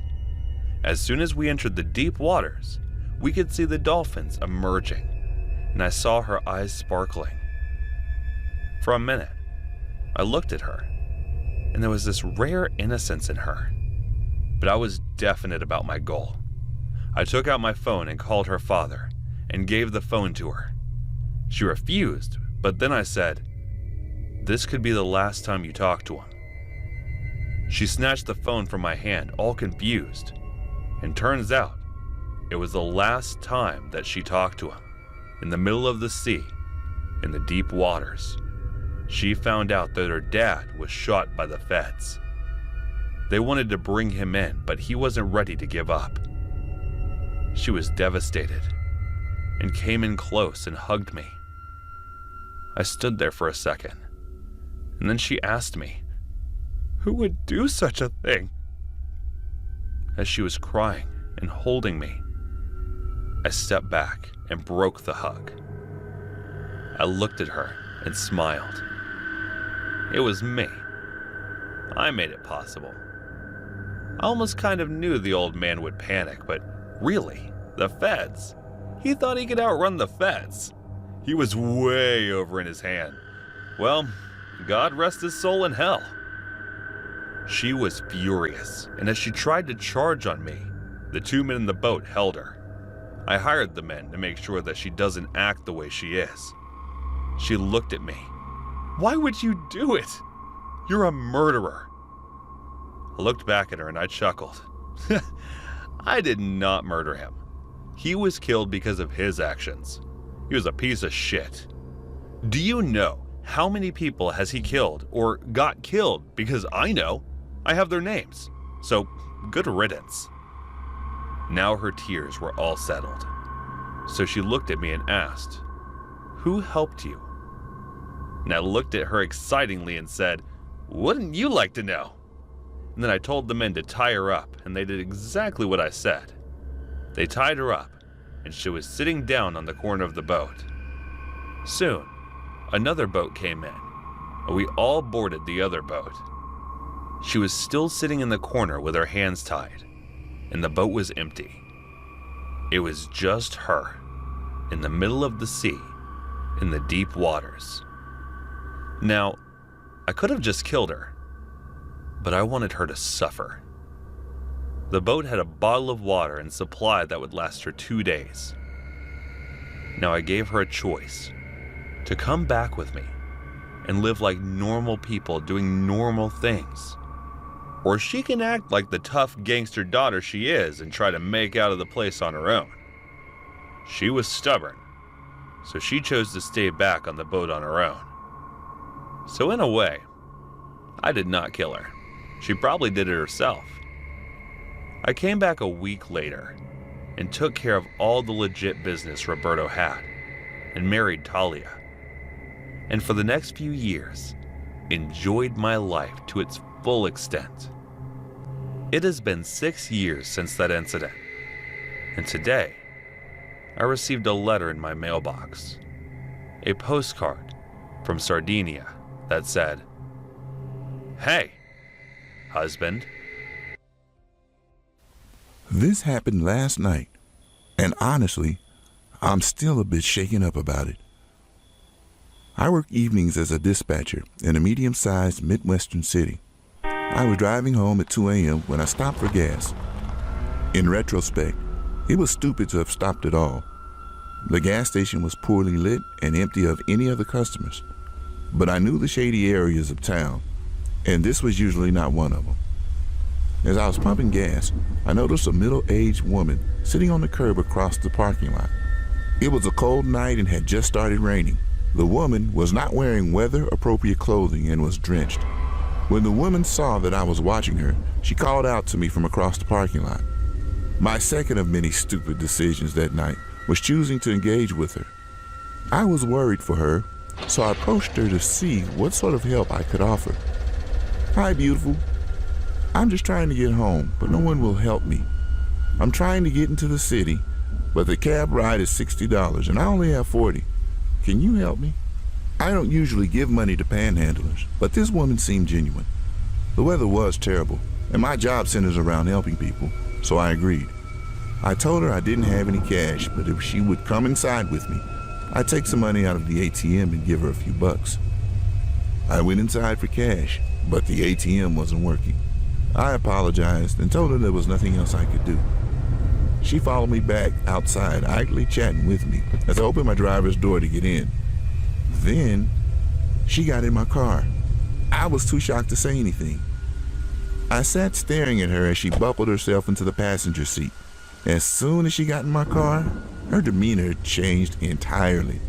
She no longer seemed, for as much as she did, extremely excited and restless. Just take me to my aunt's house. She can give me money, she said.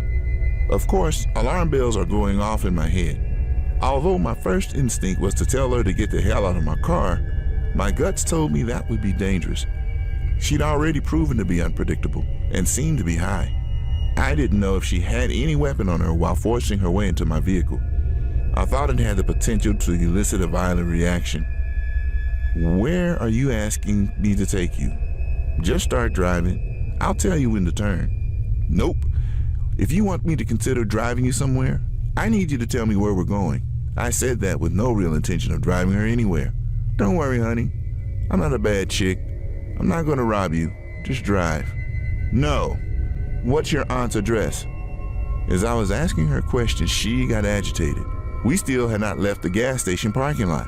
I considered getting out of my car and going to the gas station for help, but she seemed to know and be friendly with one of the attendants inside. Besides, I wasn't about to leave her alone in my car. Finally, she snapped at me and said, "Why are you asking me so many questions? I thought we were friends. Don't you trust me?" "I work at the police department," I said. "It's my job to ask these sorts of questions." She flipped out and started yelling at me about being a snitch, about trying to get her into trouble, just generally losing her damn mind. At this point, I'm more scared than ever. I just wanted her gone, but my instinct still told me to get her out of my car. I decided to take a risk. I'm not a police officer. I just work at a police department. Why don't I take you to Walmart and see if they have an ATM that works? My idea was to get her out of the car as peacefully as possible and lose her in the store. She liked my idea and immediately calmed down. I knew that the driving off with the woman in my car was incredibly risky, but it seemed like my best option at the time. As we were driving, she kept talking to me. Her thoughts were erratic, bouncing all over the place. It sometimes seems difficult for her to follow through with a thought, but this is roughly how our conversation went. "I'm glad we're friends now. I've had about 5 or 6 people trying to get me. I'm going to come to your work tomorrow so we can arrest them." "Okay, we can talk about it tomorrow. Tonight, you said you were trying to get home." "Yeah, honey. I'm really trying to get out into the sticks." "Sticks? I thought you said you wanted to get to the city." Yeah, I meant city. That's what I meant. That's why the cab ride's $40. It's far away." "The cab ride's $40? "Yeah, baby. You said you had $40. "I do, baby, but I have $40 for the cab ride." And then there was silence. "Are you sure you can't take me to my aunt's house?" "Sweetie, she lives down on Fuller Road." "That's not what you said before." "Oh no, baby, I'm sorry." "Oh, it doesn't matter. She won't give me the money anyway. Are you sure you can't just take me to the city?" It was terrifyingly obvious that this woman was utterly full of crap, because the details of her story were constantly changing. When we pulled into the Walmart parking lot, she finally got out of my car, only after I left first, and followed me into the store. I told her before we went to find an ATM that I needed to use the restroom. I planned to call the police from inside the stall, but she followed me into the bathroom. And that's when things got weird. She grabbed onto the crook of my arm and whispered in my ear, "If you don't have any money, that's okay. Let me ask you something, sweetie. Do you like being eaten out?" I told her no as forcefully as I could manage. Get into a stall, locked the door as fast as I could manage. As soon as I had a barrier between us, I said, "You know, I have some friends at the police department that could probably help you better than I can. I'm just going to call them and see if we can figure this out together." Again, at the mention of the cops, she began screaming at me, and I just kept reiterating that the police would help her. She snapped at me and she said she was going to leave and stormed out, but it wasn't over. I wanted to make sure she was gone. Sure enough, not 60 seconds after she left, she came into the bathroom and started banging on the stall door. Then she said something that scared me more than anything else. "Hey, come back to your car with me. I left my beer in your car." I blatantly told her no. I saw her get into my car, and she had absolutely nothing with her other than the clothes on her back. After that, she left the bathroom again and didn't come back. I waited a good 5 minutes before exiting the bathroom. I immediately found a manager who called the police for me. Thankfully, I was in a different police jurisdiction from the one I worked because I was mortified at how entirely stupid I had been for the whole night and would have died of embarrassment. If a coworker had responded, the officer that responded took my statement and advised me to be more careful in the future. He said that sometimes panhandlers turn violent and that just recently there had been a woman who matched my description of assaulting the Good Samaritan that had stopped to try to help her. I learned my lesson on stranger danger, and I'm lucky to have come out unscathed. I'm glad my stupidity didn't kill me. So, fellow listeners, the next time you try and help a stranger late at night, don't.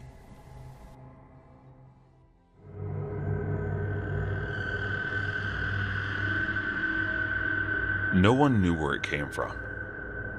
We all went to sleep the night before, and it was there the next morning. Not even the owners of the house on both sides had a clue how it got there. Neither homeowner ever heard as much as the hiss of air brakes.